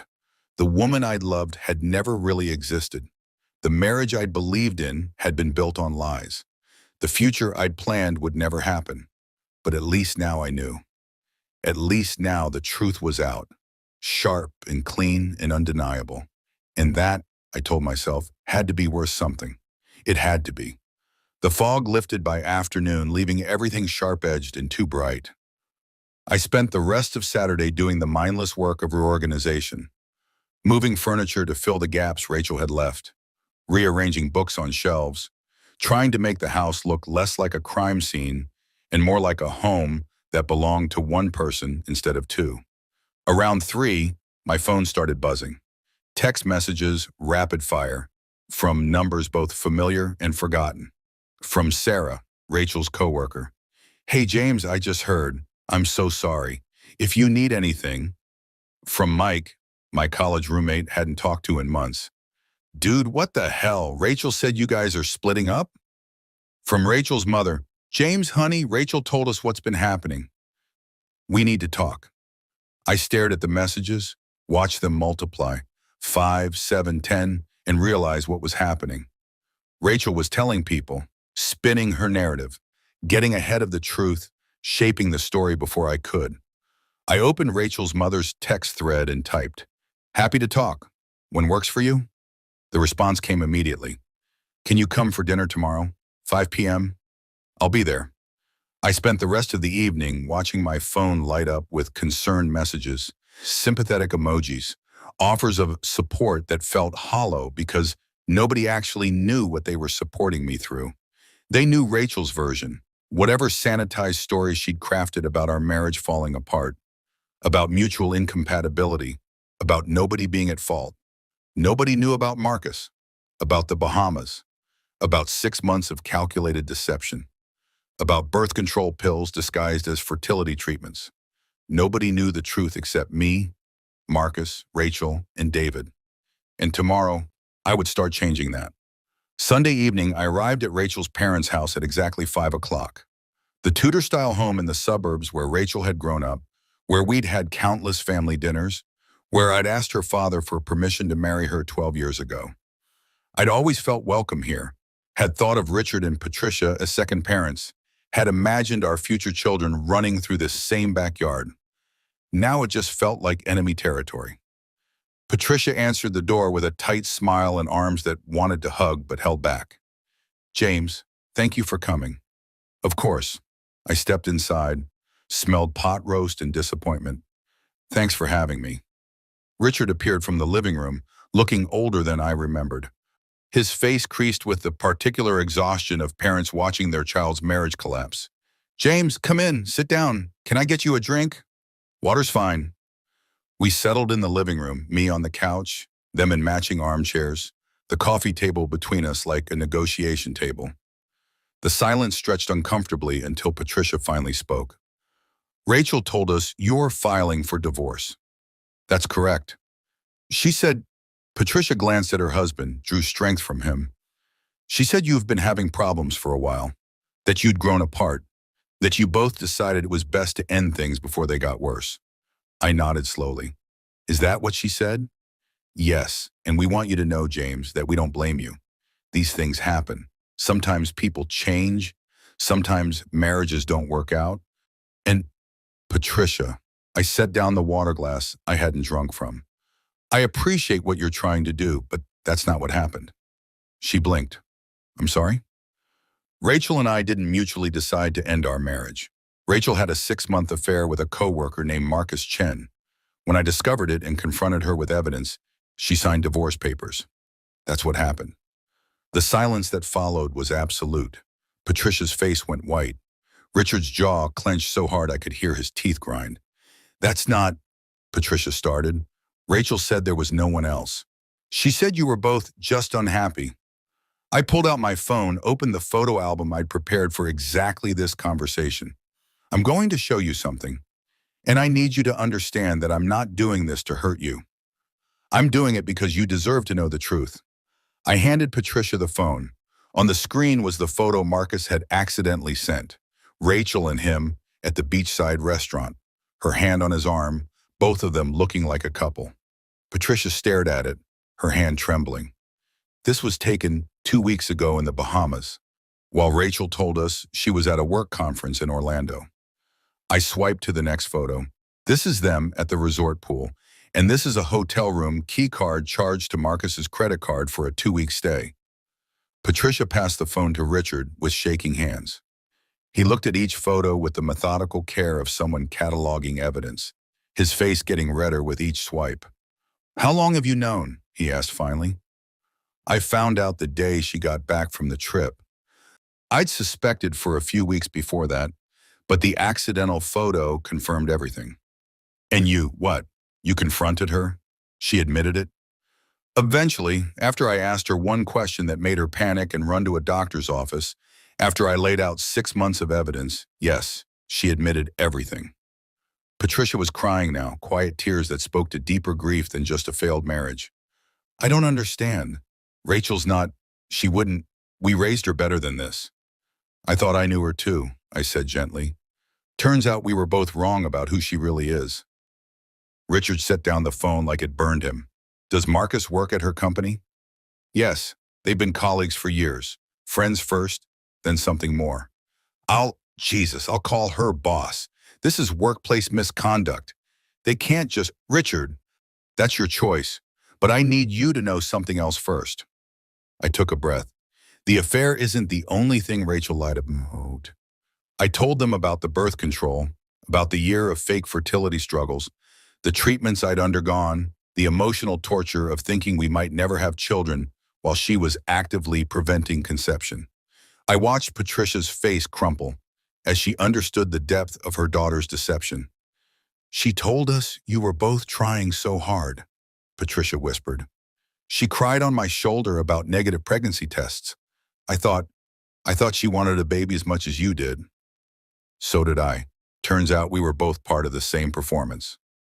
Richard stood up abruptly, walked to the window, stood there with his back to us. His shoulders were shaking. "I need to call her. She needs to explain this. She won't be able to explain it in a way that makes sense. I've tried." I stood too, ready to leave now that the truth was out. "I know this is painful. I know you love your daughter and want to believe the best of her. But you asked me here to talk, and talking means telling you the truth, even when it's ugly." Patricia stood, hugged me with desperate strength. "I'm so sorry, James. I'm so sorry. If she'd told us, you would have told her to be honest with me. I know. But she didn't tell you because she knew what you'd say." I gently extracted myself from the hug. "I should go. This is a family matter now, and I'm not family anymore." "You'll always be family to us," Patricia said fiercely. "What Rachel did, that doesn't change how we feel about you. But it did change things, and we all knew it. The divorce would divide more than just assets. It would divide relationships, holidays, mutual friends. I would lose not just a wife, but a whole extended network of people I'd considered family." Richard walked me to the door, his face still red, his hands clenched into fists. "I'll talk to her. Make her understand what she's done, what she's thrown away. Don't do it for me. Do it because she needs to hear it from people who love her unconditionally. She needs to understand that love doesn't mean enabling lies." He gripped my shoulder. "You're a better man than I would be in your situation. I'm just trying to survive it with my integrity intact." I drove home through darkening streets, past houses lit with Sunday evening warmth, past families having normal dinners and normal conversations about normal problems. My phone started buzzing before I was halfway home. Rachel calling over and over, probably being confronted by her parents, probably panicking that her narrative was falling apart. I didn't answer. Let her panic. Let her explain herself to the people who raised her, who taught her right from wrong, who were now learning that she'd chosen wrong over and over again. When I got home, there were 7 missed calls from Rachel and 1 text. "How could you tell them? They're my parents." I texted back, "They asked for the truth. I gave it to them. That's what honesty looks like." Then I turned off my phone and sat in my living room, in my half-empty house, and I waited. Because this was just the beginning. Tomorrow I would talk to our mutual friends. Tuesday I would contact our extended families. By the end of the week, everyone who mattered would know the real story. Not Rachel's sanitized version, but the documented evidence truth. Not for revenge, for the record. So that when this was all over, when the divorce was final and the property divided and the last boxes moved, nobody would be able to say they didn't know what really happened. The truth was out now, spreading like light through fleas, burning off the comfortable lies people had been telling themselves about our marriage. And I was done protecting Rachel from the consequences of her choices, done enabling her deceptions by staying silent, done being the good guy who takes the high road while she rewrites history from the low one. My phone buzzed, a text from David. Rachel's mother called me, said you told them everything. "You okay?" "I'm fine," I typed back, just tired of lying by omission. "What's next?" I looked around my living room at the space Rachel used to occupy, at the life we used to share. "Next," I wrote, "I tell everyone else." And then, finally, I could start moving forward. Monday morning, I woke to 17 missed calls and 43 text messages. Word was spreading faster than I'd anticipated, the truth moving through our social network like a virus, infecting every shared friendship and mutual acquaintance. From Rachel, "Please stop telling people, you're ruining my life." From Marcus, "We need to talk. This is getting out of hand." From my mother, your father and I are on our way over. Don't make any decisions until we get there. From Sarah, Rachel's coworker. Is it true about Marcus? Everyone at the office is talking about it. I made coffee and started responding, methodically, honestly, letting the truth continue its spread. To Rachel, I'm not ruining your life. I'm telling the truth about what you did. There's a difference. To Marcus, there's nothing to talk about. You wanted my wife, you got her. Congratulations. To my mother, I'm fine, come whenever. Door's unlocked. To Sarah, it's true, 6 months. Ask HR to check the security footage from the parking garage if you want dates. The last one was calculated. Sarah was the office gossip, the woman who knew everyone's business and shared it with editorial flair. If I wanted the truth to spread through Rachel's workplace, Sarah was the vector. My parents arrived at 8, my mother sweeping in with a casserole and concern. My father with the quiet anger of a man whose son had been wronged. We sat at the kitchen table, my mother holding my hand, my father reading through the evidence folder with increasing fury, and I told them everything. That son of a bitch, my father said when I got to the part about Marcus. Give me his address. Dad, no, this isn't that kind of situation. The hell it isn't. He slept with your wife. That's exactly the kind of situation that requires legal resolution, not violence. I squeezed my mother's hand. I appreciate the sentiment, but I'm handling this the right way. My mother was crying, quiet tears that matched Patricia's from the night before. How are you so calm about this? If your father did something like this to me, I'm not calm. I'm focused. There's a difference. I pulled my hand back, wrapped it around my coffee mug instead. If I let myself feel everything right now, all the anger and hurt and betrayal, I'll fall apart. So I'm compartmentalizing, dealing with the practical aspects first, emotions later. That's not healthy, honey. Neither is staying in a marriage built on lies. I'm doing the best I can. They stayed for 2 hours, my mother reorganizing my kitchen cabinets because she needed something to do with her hands, my father making a list of lawyers I should consult and assets I should protect. Normal parent things, comforting in their mundanity. When they left, my father pulled me aside. You know we're proud of you, right? For handling this with dignity. A lot of men would have done something stupid by now. I still might, I said honestly. Ask me again in a month. He gripped my shoulder, that universal gesture of male affection, then left. I watched them drive away and felt the first real crack in my composure. Seeing their pain, their anger on my behalf, their helpless desire to fix something that was irreparably broken. It made it all more real somehow. I went back inside and checked my phone. More messages, more people finding out, expressing shock, offering support, asking questions.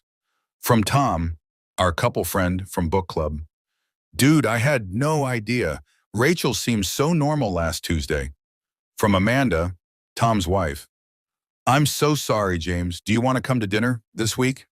From Rachel's cousin Jennifer. My mom told me what happened. I can't believe Rachel would do this. I'm so sorry. One by one, I watched our social network realign. People choosing sides, making judgments, deciding who to believe. And because I had evidence, documented, undeniable evidence, most of them were choosing me. It should have felt validating. Instead, it just felt exhausting. Around noon, my phone rang. Unknown number. I almost didn't answer, but something made me pick up. James Rothstein? A woman's voice, professional, unfamiliar. Speaking. This is Jennifer Ward from Cascade Tech. I'm the HR director. I understand you have some information relevant to an internal investigation we're conducting. My heart rate picked up. What kind of investigation? I can't discuss details over the phone, but I'd like to meet with you this week if you're available. Bring any documentation you feel comfortable sharing. This is about Rachel and Marcus. A pause. I can neither confirm nor deny that, but yes, your information would be helpful. We scheduled a meeting for Wednesday. After hanging up, I sat with the implications.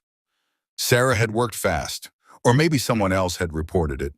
Either way, Rachel and Marcus's affair was now an official workplace matter. I should have felt satisfaction. Instead, I felt tired. My phone buzzed again. This time, Rachel. HR called me in for a meeting. What did you do? I stared at the message for a long moment before responding. I didn't do anything. I answered someone's question honestly. What happens next is a consequence of your choices, not my honesty. You're trying to get me fired. I'm trying to get divorced. If your affair violates company policy, that's between you and Cascade Tech. You're vindictive and cruel, and I can't believe I ever loved you. I read that last message 3 times, felt each word like a small knife. Then I typed, I loved you too, past tense.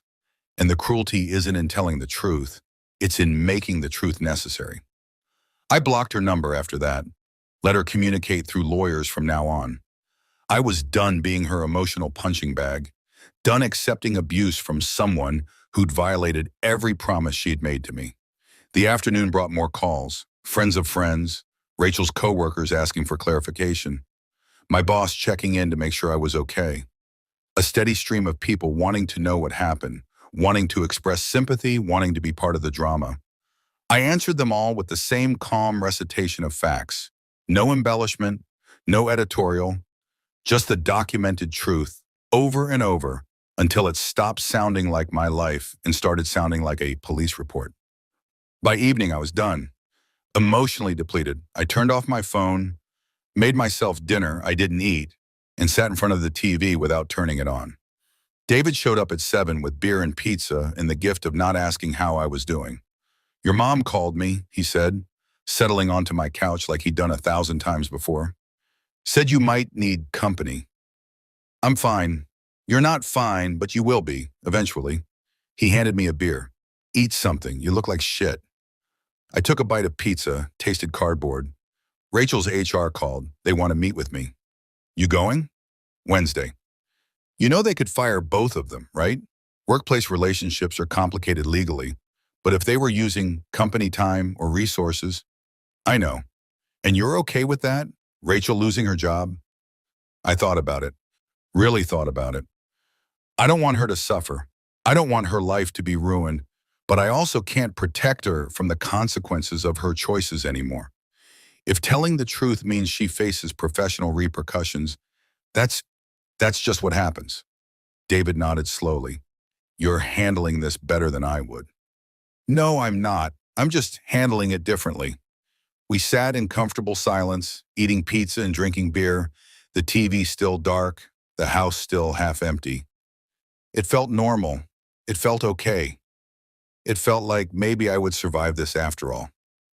People are taking sides, David said eventually. Amanda and Tom invited you to dinner but didn't mention Rachel. Sarah stopped following Rachel on Instagram. Even the book club is splitting. Team James versus Team Rachel. There shouldn't be teams. This isn't a sport. It's human nature. People need to categorize things, decide who to support. And right now, with the evidence you've provided, most people are categorizing you as the victim and Rachel as the villain. She's not a villain. She's just... I stopped, tried to find the right words. She's just someone who made a lot of bad choices and is now facing the consequences. That's very mature of you. Fuck maturity. I'm angry and hurt and betrayed, but I'm also trying not to become someone I don't recognize. Trying not to let this turn me bitter or vindictive or cruel. Is that why you told everyone? To preserve your integrity? I told everyone because they deserved the truth. Because I was tired of Rachel controlling the narrative. Because I stopped, felt emotion rising in my throat. Because I needed people to know that I tried, that I was faithful and honest and did everything I was supposed to do. That when our marriage failed, it wasn't because I didn't fight for it. David didn't say anything. Just sat with me in the silence. Let me feel what I needed to feel without trying to fix it. You know what the worst part is? I said finally. I still love her, not the person she is, the person I thought she was. And I'm grieving someone who never really existed. How fucked up is that? Pretty fucked up, but also pretty normal. David grabbed another slice of pizza. You're mourning the death of your marriage and the death of your understanding of your wife. That's 2 losses at once. Give yourself permission to feel shitty about it. I don't have time to feel shitty. I have to meet with HR Wednesday, sign divorce papers Thursday, figure out how to divide a life by Friday. Then feel shitty next week, schedule it, put it in your calendar. Tuesday, 2 p.m., fall apart completely. Wednesday, 2 p.m., put yourself back together. I almost smiled at that. You think it works that way? No, but you're going to try anyway because that's who you are. You're going to compartmentalize and schedule and organize your way through grief because the alternative is chaos and you hate chaos. He was right. He knew me better than I knew myself sometimes. We finished the pizza and the beers and watched a game neither of us cared about. And for a few hours, I felt almost normal. Almost okay. Almost like a person instead of a collection of wounds held together by spite and stubbornness. When David left at 11, he hugged me at the door. Call me if you need anything, and I mean anything. Company, conversation, help burying a body, whatever. I'll be fine. I know you will, but you don't have to be fine alone. After he left, I locked the door and walked through my empty house one more time. Checked the locks on windows, turned off lights, did all the small rituals of ending a day. In the bathroom, I caught sight of myself in the mirror. I looked older, tired, like someone who'd aged years and weeks. But I also looked different in a way I couldn't quite name. Harder, maybe, or clearer. Like grief had burned away some softness I'd been carrying, leaving something more essential behind. I went to bed and actually slept. 6 hours of dreamless unconsciousness that felt like mercy.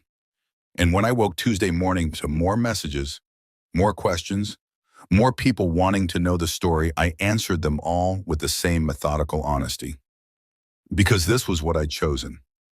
This path of radical truth-telling, of refusing to let Rachel's lies stand unchallenged. And if it made me look vindictive or cruel or unforgiving, so be it. At least I could look at myself in the mirror and know I'd told the truth. At least I could live with who I was becoming. At least I could sleep at night. That had to be worth something. Wednesday morning arrived cold and bright, the kind of November day that makes everything look crisp and unforgiving. I dressed in my best suit, the charcoal one I'd worn to job interviews and funerals, occasions that required gravitas, and drove to Cascade Tech's headquarters downtown. The building was all glass and steel, aggressively modern, the kind of place that probably had a meditation room and kombucha on tap.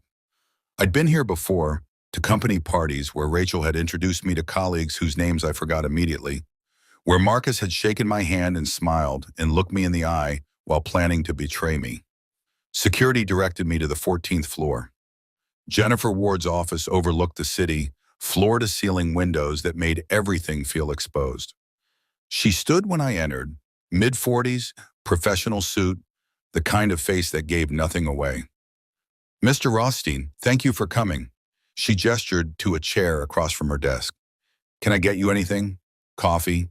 Water? I'm fine, thank you. She sat, folded her hands on the desk between us, and got straight to it. I'll be direct. We've received reports of an inappropriate relationship between two of our employees. Based on the information we've gathered so far, your name has come up as someone who might have relevant knowledge. Before we proceed, I need to clarify, you are under no legal obligation to speak with me. This is entirely voluntary. I understand. And anything you tell me will be used in our internal investigation and could result in disciplinary action against the employees involved. Are you comfortable with that? I thought about Rachel, about the job she'd worked so hard for, the career she'd built. Thought about what losing it would mean for her future, for whatever life she was planning with Marcus.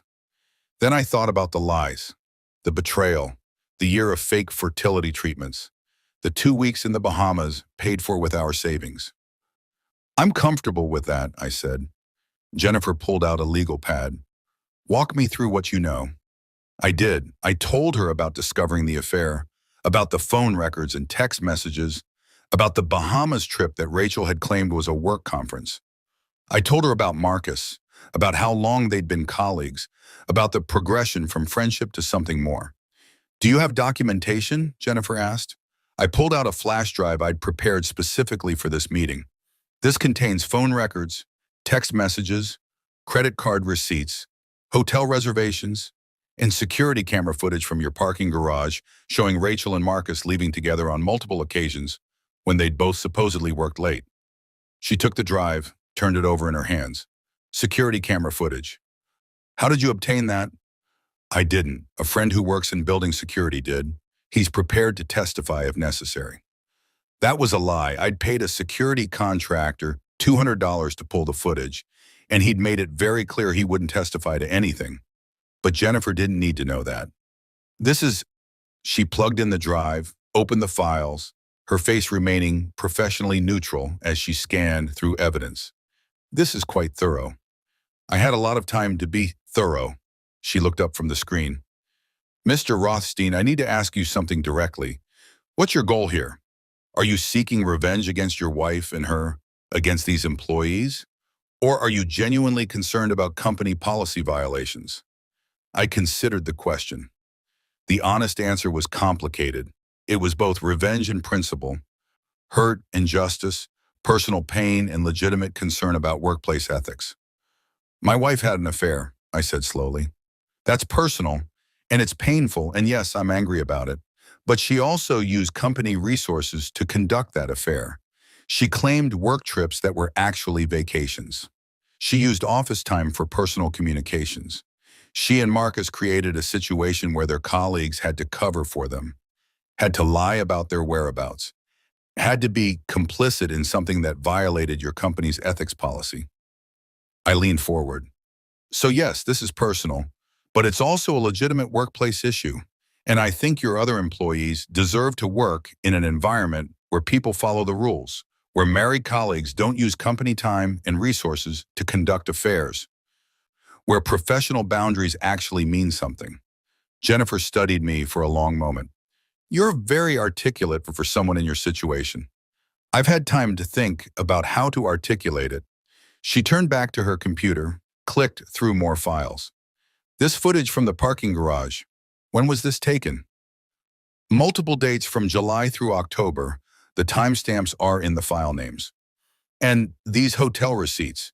They show charges to Marcus Chen's personal credit card, but some of them are from afternoons when both employees were supposedly at client meetings. Yes.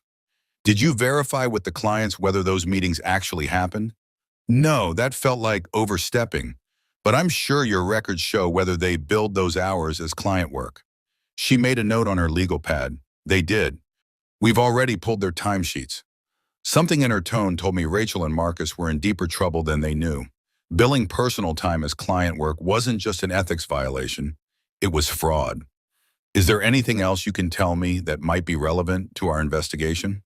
I thought about the birth control deception, about the fertility treatments, about all the personal betrayals that had nothing to do with Cascade Tech's policies.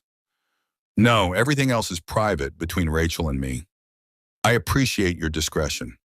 She ejected the flash drive, slid it back across the desk. Keep this. We've copied everything we need, and Mr. Rothstein, for what it's worth, I'm sorry you're going through this. Workplace affairs create victims beyond just the spouses involved. They damage team dynamics, create liability for the company, and force colleagues into uncomfortable positions. I appreciate that. We'll be conducting our investigation over the next 2 weeks. I can't tell you what the outcome will be, but I can tell you we take these matters seriously. If employees violate our ethics policy, especially if they commit timesheet fraud, there are consequences. I stood to leave, shook her hand. Thank you for your time. Mr. Rothstein? She walked me to the door. I've been doing this job for 15 years.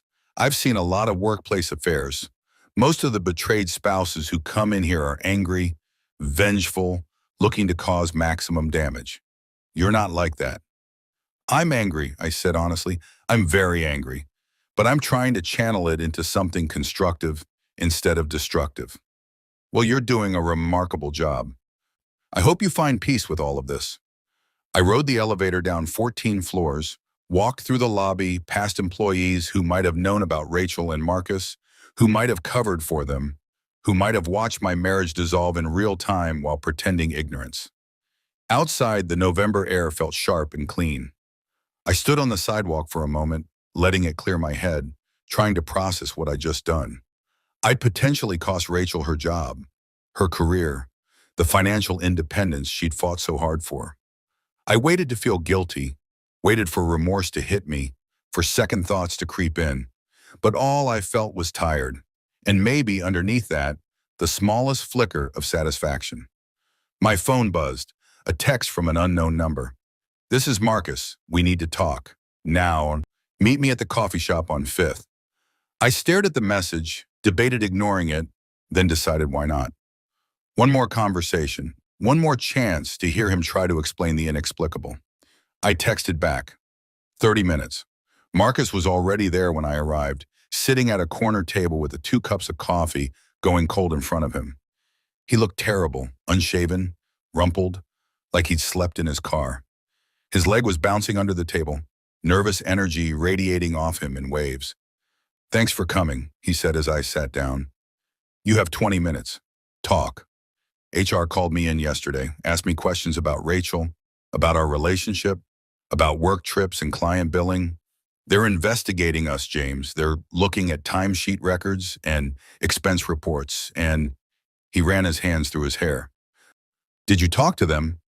I answered their questions honestly. "You gave them evidence. Security footage, credit card receipts. You're trying to get us fired. I'm trying to get divorced. What your employer does with information about your ethics violations is their choice, not mine." "Ethics violations." He laughed bitterly. "That's what you're calling it? We fell in love, James. That's not a violation. You fell in love on company time. You billed personal hours as client work. You used office resources to conduct an affair. That's not romance, Marcus. That's fraud." He slumped in his chair. "Rachel's going to lose her job. They basically told her that yesterday, and I'll probably lose mine too. We'll both be blacklisted in the industry, unable to get references, starting over from nothing." "Consequences," I said simply. "For what? For being human? For making mistakes?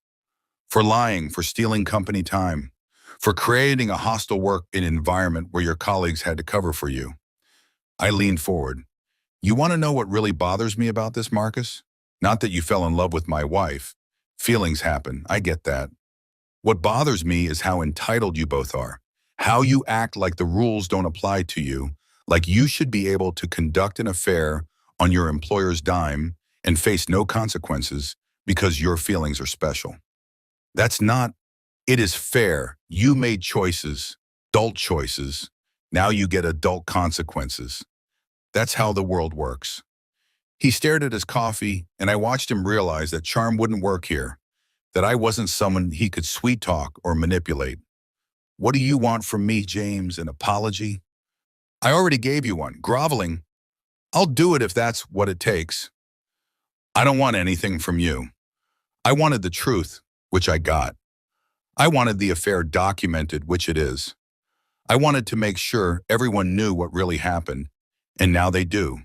There's nothing else you have that I need." "Rachel said you're destroying her life out of spite." "Rachel destroyed her own life. I'm just refusing to help her hide the wreckage." I stood up. "Your 20 minutes are up. Don't contact me again." "Wait." He grabbed my arm, and I looked down at his hand until he released it. "Just one thing. The question you asked her about me having an illness. There really isn't one, is there?" "No, so why?" "Because I wanted her to feel afraid. I wanted her to panic, to run to a doctor, to sit in a waiting room imagining worst-case scenarios. I wanted her to experience a fraction of the fear I felt when I got tested for STDs, because my wife had been sleeping with someone else without my knowledge. I met his eyes. I wanted her to understand that actions have consequences beyond just the ones you intend." Understanding dawned on his face. That's psychological warfare. That's karma." I walked out before he could respond, left him sitting there with his cold coffee and his crumbling future. The satisfaction I'd been waiting for finally arrived. Not a flood, just a trickle, but real. Marcus understood now. Understood that I wasn't going to be passive or forgiving or understanding. Understood that there was a price for what he'd done, and I was going to make sure he paid it. My phone buzzed as I reached my car. Jennifer Ward. Thank you for your cooperation today. Your information was very helpful. Then 30 seconds later, another text from an unknown number. I opened it expecting more from Marcus, but it was Rachel. They're firing me. I hope you're happy. I hope destroying my career makes you feel better about your own failures. I read it twice, felt each word like a slap, then deleted the message without responding. She wanted a fight, wanted to make me the villain, wanted to turn her consequences into my cruelty. But I was done engaging with her narrative, done defending myself against accusations from someone who'd lost all credibility. I drove home through afternoon traffic, past coffee shops and grocery stores, and all the normal places where normal people lived, normal lives. My life didn't feel normal anymore. It felt like performance art, the dissolution of a marriage, an installation piece featuring evidence and accusations and consequences. At home, I found a box on my doorstep. No return address, just my name in Rachel's handwriting. Inside were items I'd left at her parents' house over the years. A jacket, some books, a photo album from our honeymoon. Things she no longer wanted contaminated with my presence. The photo album hurt. I flipped through it. Us at Niagara Falls, laughing in the rain, young and in love, and so stupidly certain about our future. Rachel in a sundress, me with my arm around her waist, both of us looking at the camera like we were showing the world what happiness looked like. That couple didn't exist anymore. Those people were gone, replaced by strangers who'd spent the afternoon trying to hurt each other through lawyers and HR departments and carefully deployed truths.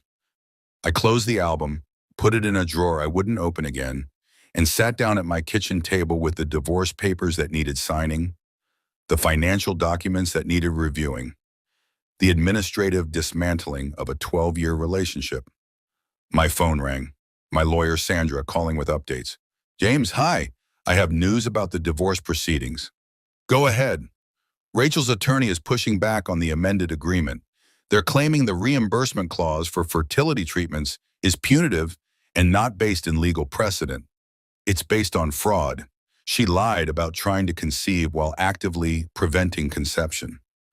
I agree, and I think we can argue that successfully. But be prepared. This might go to mediation.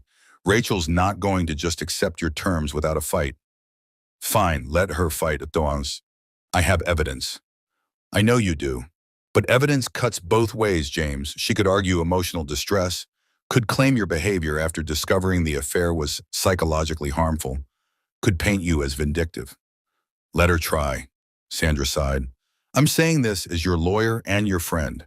At some point, you need to decide if being right is worth the cost of proving it. Divorce mediation can get ugly and expensive fast. Are you prepared for that? I thought about the question she'd asked. The cost of being right. The price of truth. Yes, I said finally. I'm prepared. Okay, then we'll prepare for mediation. I'll file the motion next week. After we hung up, I sat in my kitchen and thought about what was coming. More lawyers, more meetings, more careful recitations of betrayal, more documented evidence of awesome, more public airing of private pain. Rachel wanted a fight, wanted to make this difficult, wanted to punish me for refusing to quietly accept her narrative. Fine, I could fight. I'd gotten good at it over the past few weeks. My phone buzzed again. David. Heard about the HR meeting. How'd it go? It went. Rachel's probably getting fired. And you feel? I tried to identify the emotion. Satisfaction, guilt, relief. It was all tangled together, impossible to separate. I feel like I did what I had to do, I typed back. Whether that makes me right or just vindictive, I don't know anymore. For what it's worth, I think you're right. She made choices. You're just making sure those choices have consequences. I wanted to believe that, wanted to think I was motivated by justice rather than revenge, by truth rather than cruelty. But sitting alone in my kitchen, surrounded by evidence of my dissolving marriage, I wondered if there was really a difference, if pursuing truth with this much determination wasn't just revenge in a prettier package, if I was becoming someone I'd recognize when this was all over. I didn't have answers, just questions and evidence and the slow, grinding work of ending a marriage while trying to preserve my integrity. Outside, the sun was setting, painting the kitchen in shades of orange and gold. Beautiful. Indifferent. The world kept turning, regardless of my pain, regardless of Rachel's consequences, regardless of whether any of this mattered in the long run. I pulled out the final piece of evidence I'd been saving, the thing I hadn't shown anyone yet, not even David, the revelation that would change everything one more time. But not tonight. Tonight I was too tired for more truth-telling, more revelations, more carefully orchestrated justice. Tonight I would just sit in my kitchen and watch the sun set and try to remember who I was before all of this started. Tomorrow I would detonate the last bomb. Tomorrow would be the final reckoning. But tonight I would rest. Thursday morning I woke with the kind of clarity that comes from decisions already made, from crossing a threshold you can't uncross.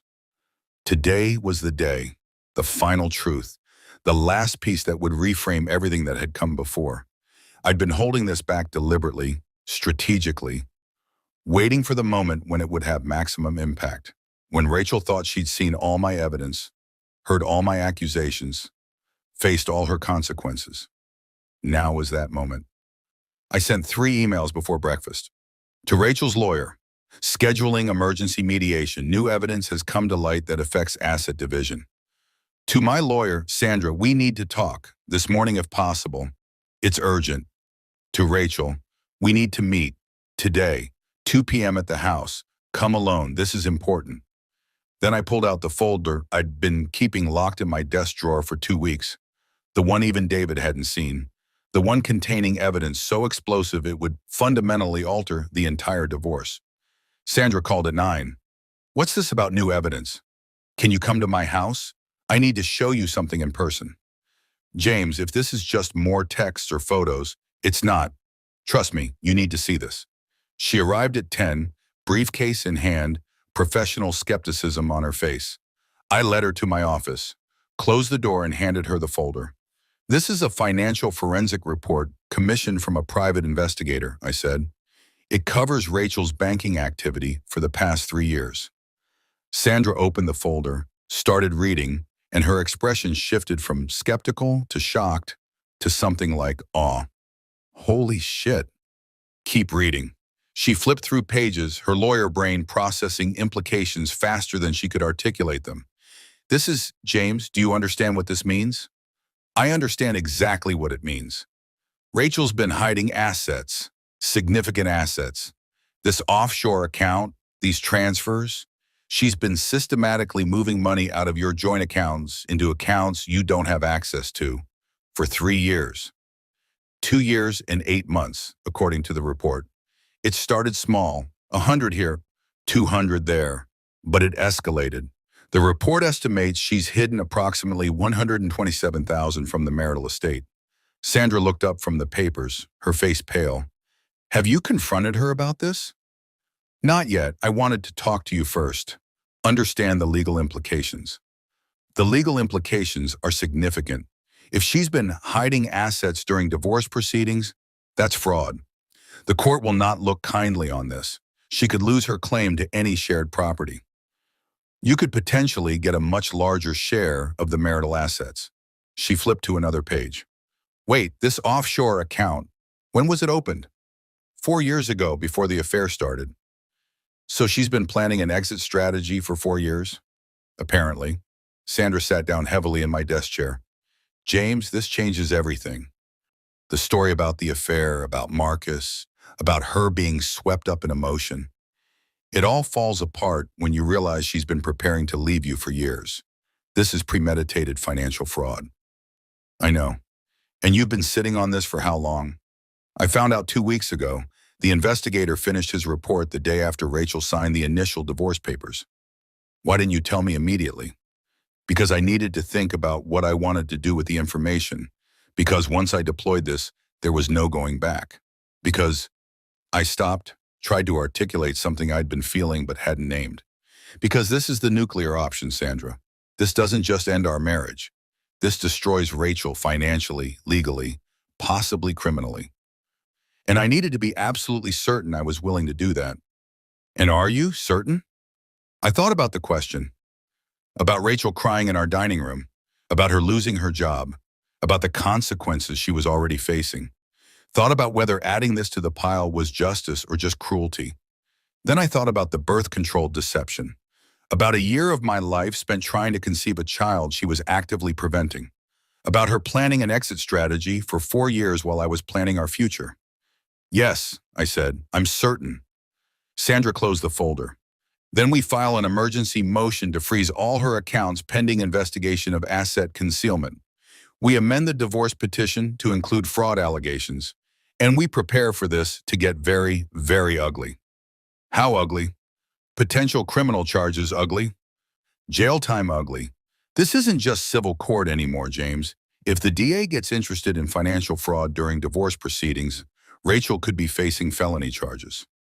The weight of that settled over me. I'd known this was serious, but hearing it articulated in terms of criminal liability made it real in a new way. I don't want her to go to jail, I said slowly. I want her to face consequences, but not that. Then we offer her a deal. She returns all the hidden assets, accepts an amended divorce agreement heavily weighted in your favor, and we don't pursue criminal charges. She gets to walk away with something instead of nothing. That seems fair. Fair, Sandra laughed without humor. James, none of this is fair. She stole over $100,000 from your marriage while planning to leave you. Fair would be her in handcuffs. What you're proposing is mercy. Maybe. Or maybe it was just exhaustion. The knowledge that pursuing maximum punishment would require more energy, more time, more of my life spent locked in combat with someone I used to love. Set up the meeting with her lawyer, I said. Show them the evidence. Give them 24 hours to respond with a settlement offer. If they don't, we file criminal complaints. You're sure about this? No, but I'm doing it anyway.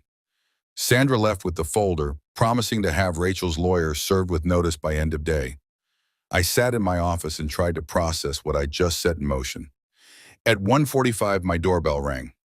Rachel, 15 minutes early, looking nervous. You said this was important, she said when I opened the door. It is, come in. We sat in the living room, not the dining room, scene of too many previous confrontations. She perched on the edge of the couch like a bird ready to fly, and I sat across from her in the armchair that used to be ours and was now just mine. Your lawyer should be calling you any minute, I said, but I wanted you to hear this from me first. Hear what? Before I could answer, her phone rang. She looked at the screen, frowned. It's my lawyer. You should answer. She did. I watched her face cycle through confusion, shock, horror, panic. Watched her understand in real time that I'd found her secret, that the carefully constructed exit plan she'd been building for years had just collapsed. I'll call you back, she whispered into the phone, then hung up and stared at me with something like terror. You found the offshore account. I found all of it, the transfers, the hidden savings, the systematic theft of marital assets. 127,000, Rachel. You stole 127,000 from our marriage while pretending we were partners. It's not stealing. That money was mine, from bonuses, and bonuses earned during our marriage are marital property. Moving them into secret accounts is asset concealment. And doing it while we're in divorce proceedings is fraud. Criminal fraud. She went white. Criminal? My lawyer is filing an emergency motion as we speak. Unless you agree to settlement terms, this goes to the DA's office tomorrow. You're bluffing. I pulled out a copy of the forensic report, slid it across the coffee table. Read it. She did. I watched the understanding dawn that I wasn't bluffing, that I had documentation, that she was in serious legal trouble. James, please. You have to understand, I was scared. I didn't know what would happen with us, and I needed a safety net, and you planned this for 4 years. 4 years of systematically stealing from me while I thought we were building a life together. I wasn't planning to leave you. I was protecting myself in case something happened. Something like an affair you'd conduct for 6 months before taking a 2-week vacation with your lover. I leaned forward. Don't lie to me anymore, Rachel. The evidence is clear. You've been preparing to leave me for years. The affair with Marcus wasn't an impulsive mistake. It was part of a long-term plan. She was crying now, makeup running, hands shaking. What do you want? What will it take for you to not press charges? Everything. What? Everything you hid. Every dollar returned to joint accounts. Plus penalties. I want 70% of our total marital assets, including the house. You get 30% and you walk away. No alimony, no claims on my retirement, no contested property division. I can't agree to that. I'll have nothing. You'll have 127,000 more than you deserve, plus 30% of everything else. That's more mercy than you showed me. She stood up, paced the room like a caged animal. I can't believe you'd do this. After everything we've been through, you'd threaten me with jail time? After everything we've been through? Rachel, you spent 4 years stealing from me, 6 months sleeping with someone else, a year lying about wanting children. You've shown me exactly who you are. I'm just responding accordingly. I loved you, she said desperately. I still love you. This money thing, it was insurance. It didn't mean I wanted to leave. Stop. I stood too, met her eyes. Stop lying. To me, to yourself, to anyone who'll listen. You didn't love me. You can't love someone and systematically steal from them. You can't love someone and sleep with their coworker.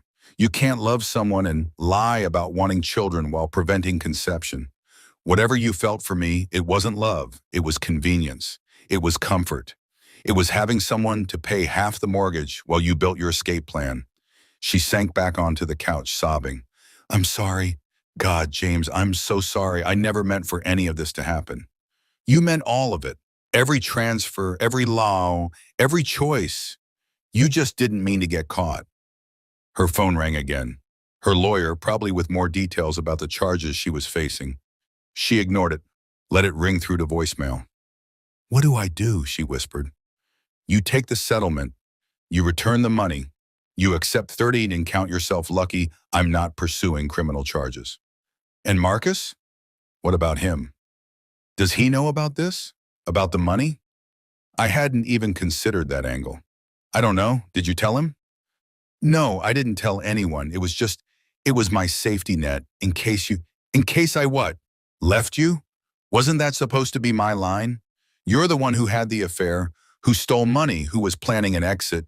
She looked at me with something like desperation. What if I give everything back? What if I agree to your terms and we try again? We go to counseling, we work through this, No. James, please, no, Rachel. There's no coming back from this. Not the affair, not the money, not the lies. You killed our marriage. You don't get to resurrect it just because the consequences are scarier than you expected. She sat there crying, and I felt nothing. No sympathy, no regret, not even satisfaction. Just emptiness. Just the hollow realization that I was looking at a stranger wearing my wife's face. You have until tomorrow at 5 p.m. to accept the settlement terms, I said. After that, we file criminal complaints and let the courts handle everything. Your choice. I walked to the door, opened it, waited for her to leave. She gathered her purse with shaking hands, walked past me without looking up. James? She paused on the threshold. When did you stop loving me? I thought about the question, about the moment I'd seen that photo from the Bahamas, about reading the texts, about discovering the birth control deception, about finding the hidden accounts. Honestly, I think you stopped being lovable long before I stopped loving you. I just took a while to notice. She flinched like I'd struck her, then walked to her car. I watched her drive away one more time, probably the last time, and I felt the final thread of connection between us snap. Inside, my phone was ringing. Sandra. Her lawyer just called. They want to negotiate. Tell them my terms are non-negotiable. Full return of assets, 70-30 split, or we go criminal. James, they're asking for 48 hours to review. They have 24. This isn't a negotiation, Sandra. This is consequences. Understood. I'll let them know. I hung up and walked through my house. My house now, not ours. Looked at the furniture we'd bought together, the photos we'd taken, the life we'd built. All of it feeling like a museum now. Artifacts of something that used to exist. My phone buzzed. A text from David. You okay? Define okay, I typed back. Fair point. Want company? Not tonight, I need to sit with this. Okay, but I'm here if you need me. I set down the phone and poured myself a drink. Whiskey, neat, the expensive stuff from the back of the cabinet. Sat in my living room as afternoon faded to evening, as shadows lengthened across furniture that suddenly felt temporary. Tomorrow, Rachel would either accept my terms or face criminal charges. Tomorrow, the divorce would either settle quietly or explode into public spectacle. Tomorrow, I would either close this chapter of my life or commit to fighting it for months, maybe years.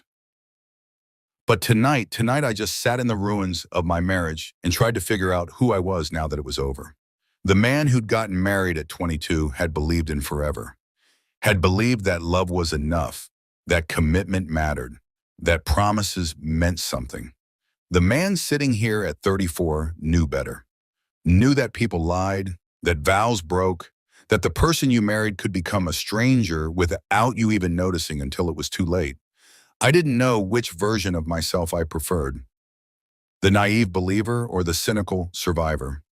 Maybe I'd become some third thing, someone who'd been broken and put himself back together into a different shape, someone who'd learned that truth matters more than peace, that consequences matter more than forgiveness, that sometimes the only way through pain is straight through it.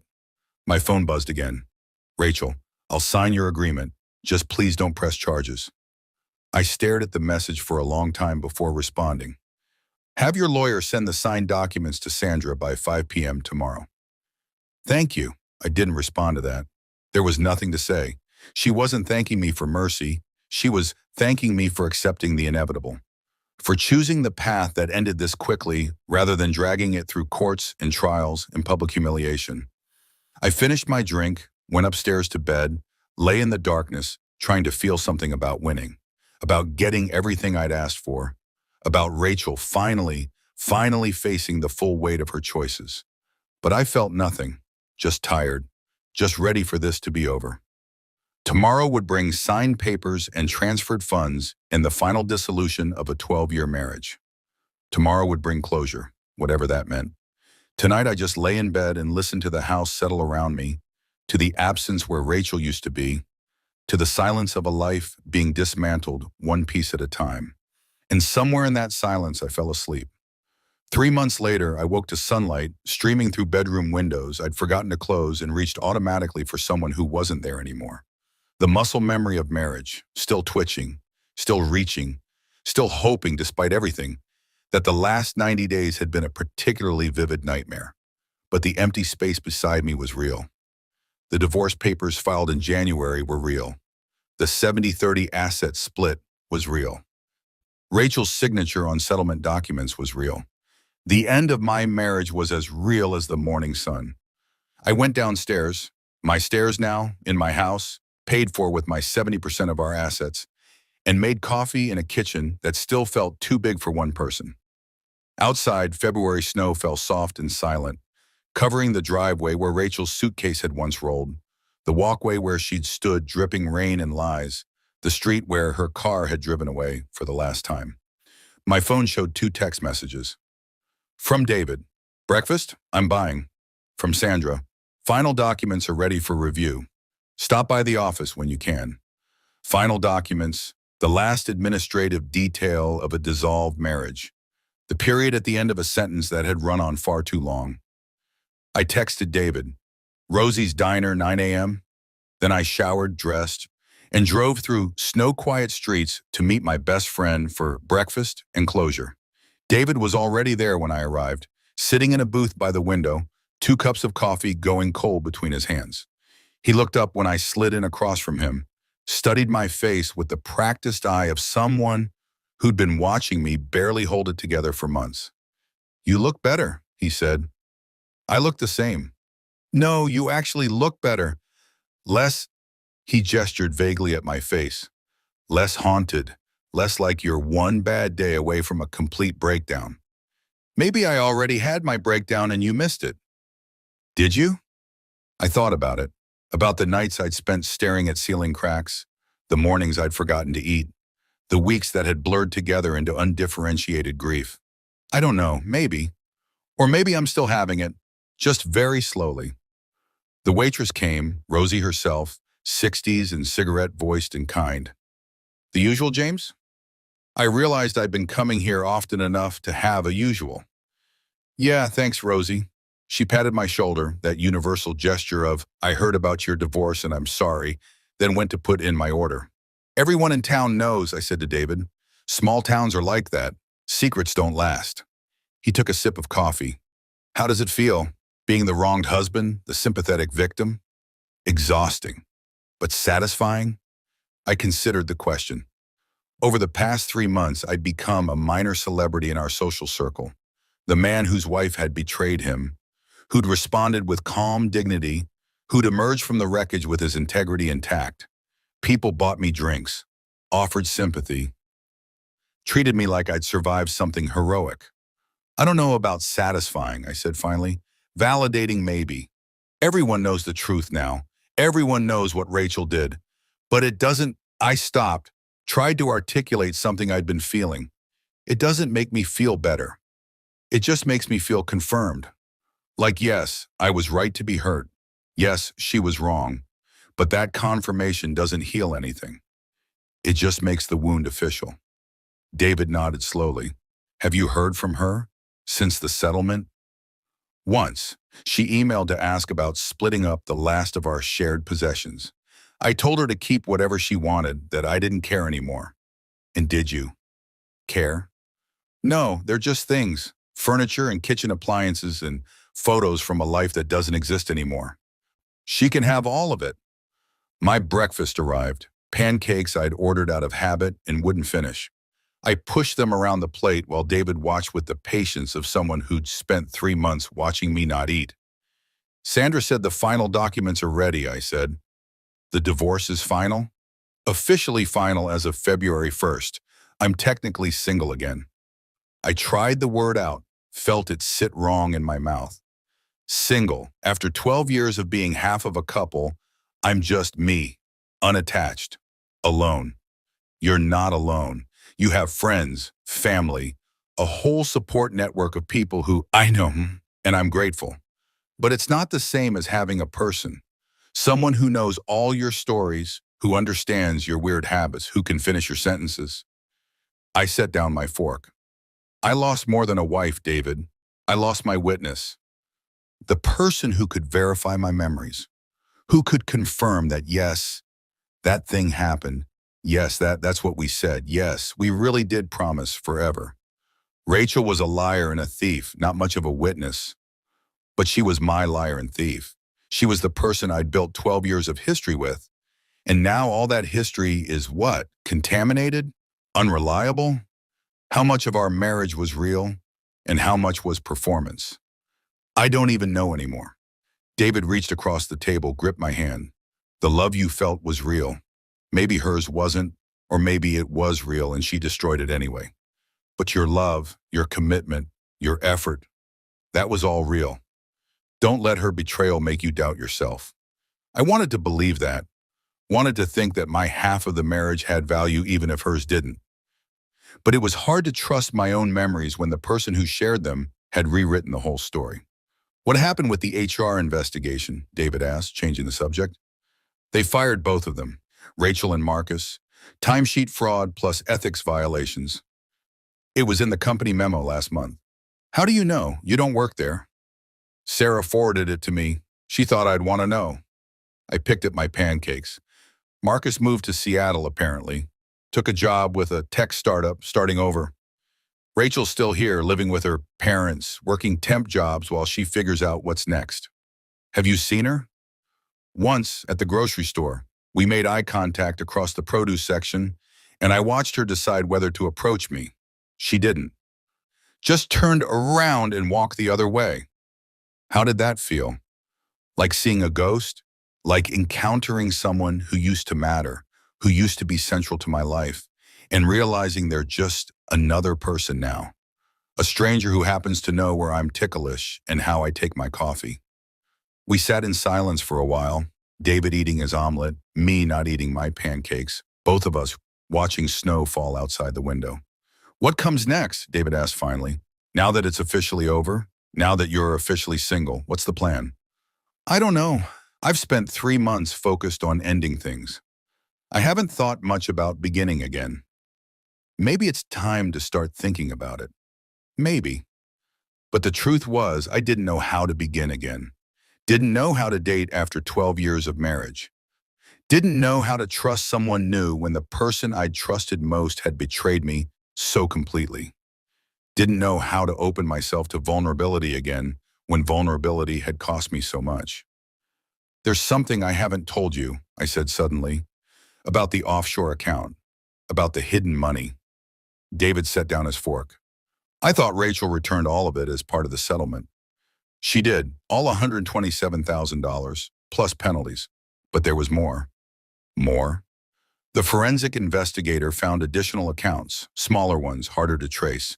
Another 43,000 scattered across various institutions. Money Rachel had been hiding for even longer. Did you confront her about it? No, I documented it, showed it to Sandra, and we decided to let it go. David stared at me. You let her keep 43,000 that she stole from you? I let her keep her escape fund because I stopped, trying to articulate something I'd been feeling. I realized that taking everything would make me feel powerful, but it wouldn't make me feel better. And at some point, revenge stops being justice and becomes just cruelty. So I drew a line. She returned the money she hid during our marriage. She accepted the 70-30 split. And I let her keep the accounts I legally could have claimed but morally felt belonged to her fear more than my anger. That's incredibly mature.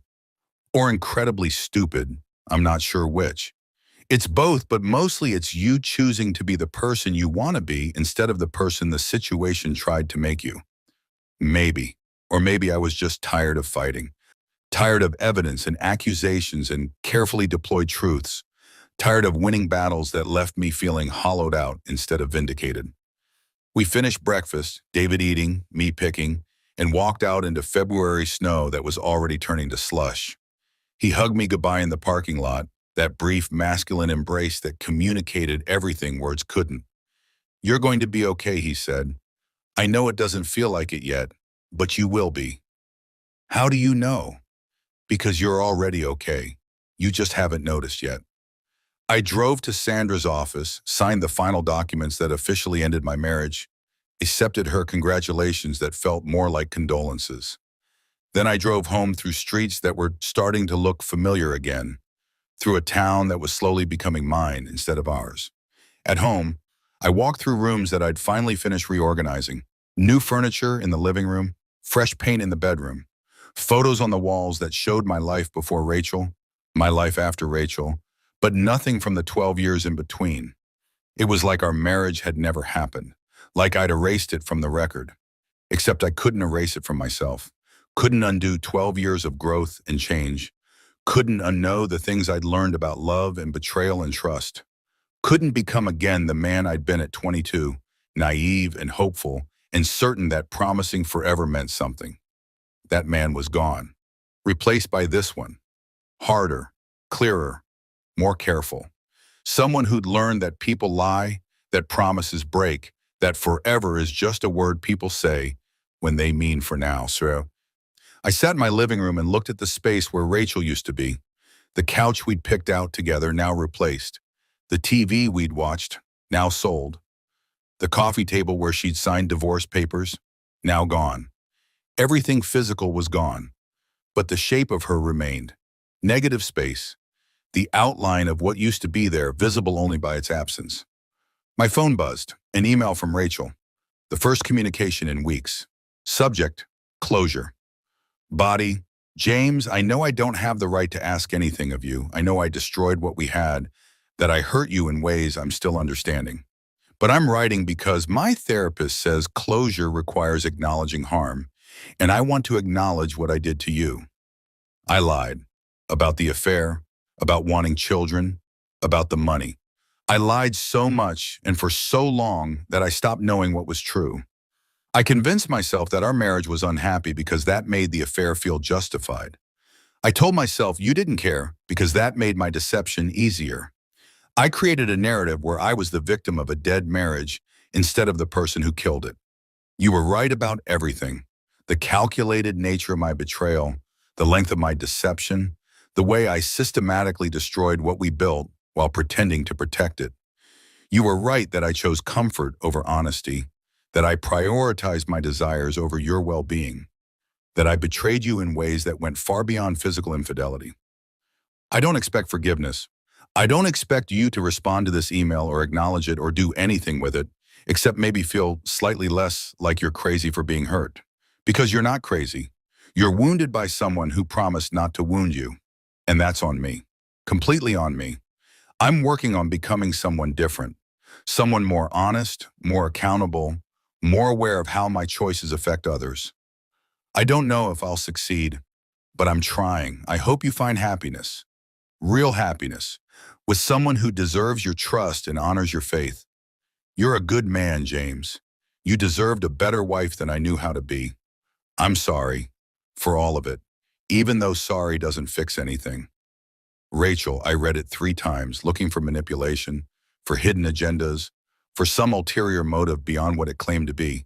But it just seemed honest. Raw. The first truly honest thing Rachel had said to me in years. I sat with the email for a long time, trying to decide how to feel about it. Satisfied that she'd finally admitted everything? Angry that it took divorce for her to be truthful? Sad that this apology came 3 months too late to matter? Finally, I closed the email without responding. Because she was right. Sorry didn't fix anything. It didn't undo the betrayal, didn't restore the trust, didn't erase the year I'd spent trying to conceive a child she was preventing.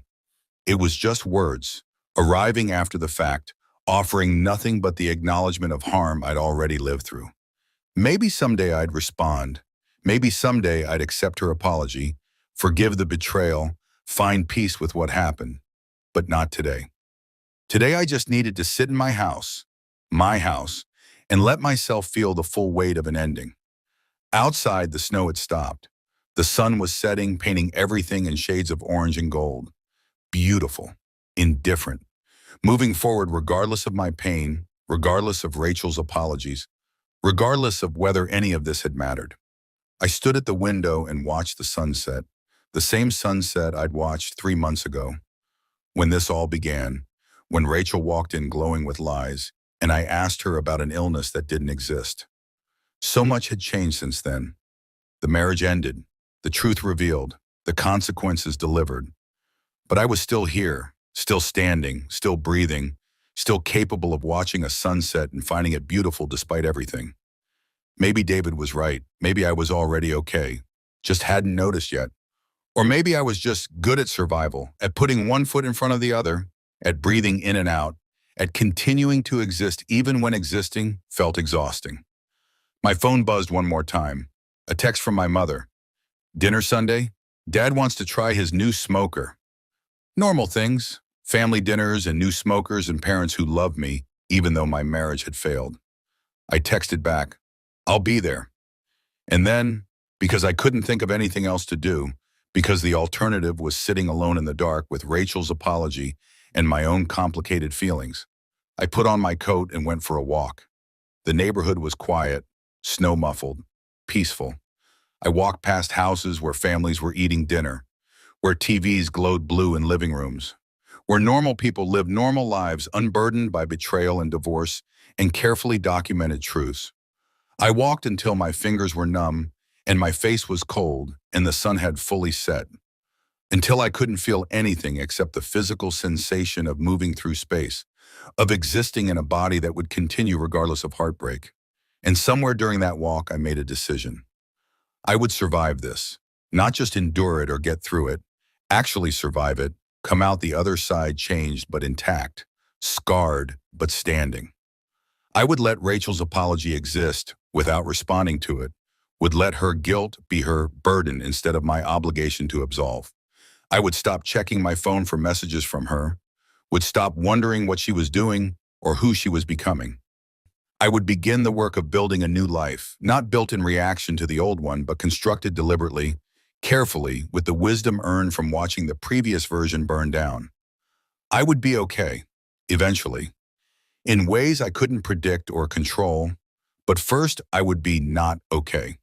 I would feel everything: the grief, the anger, the betrayal, the loss.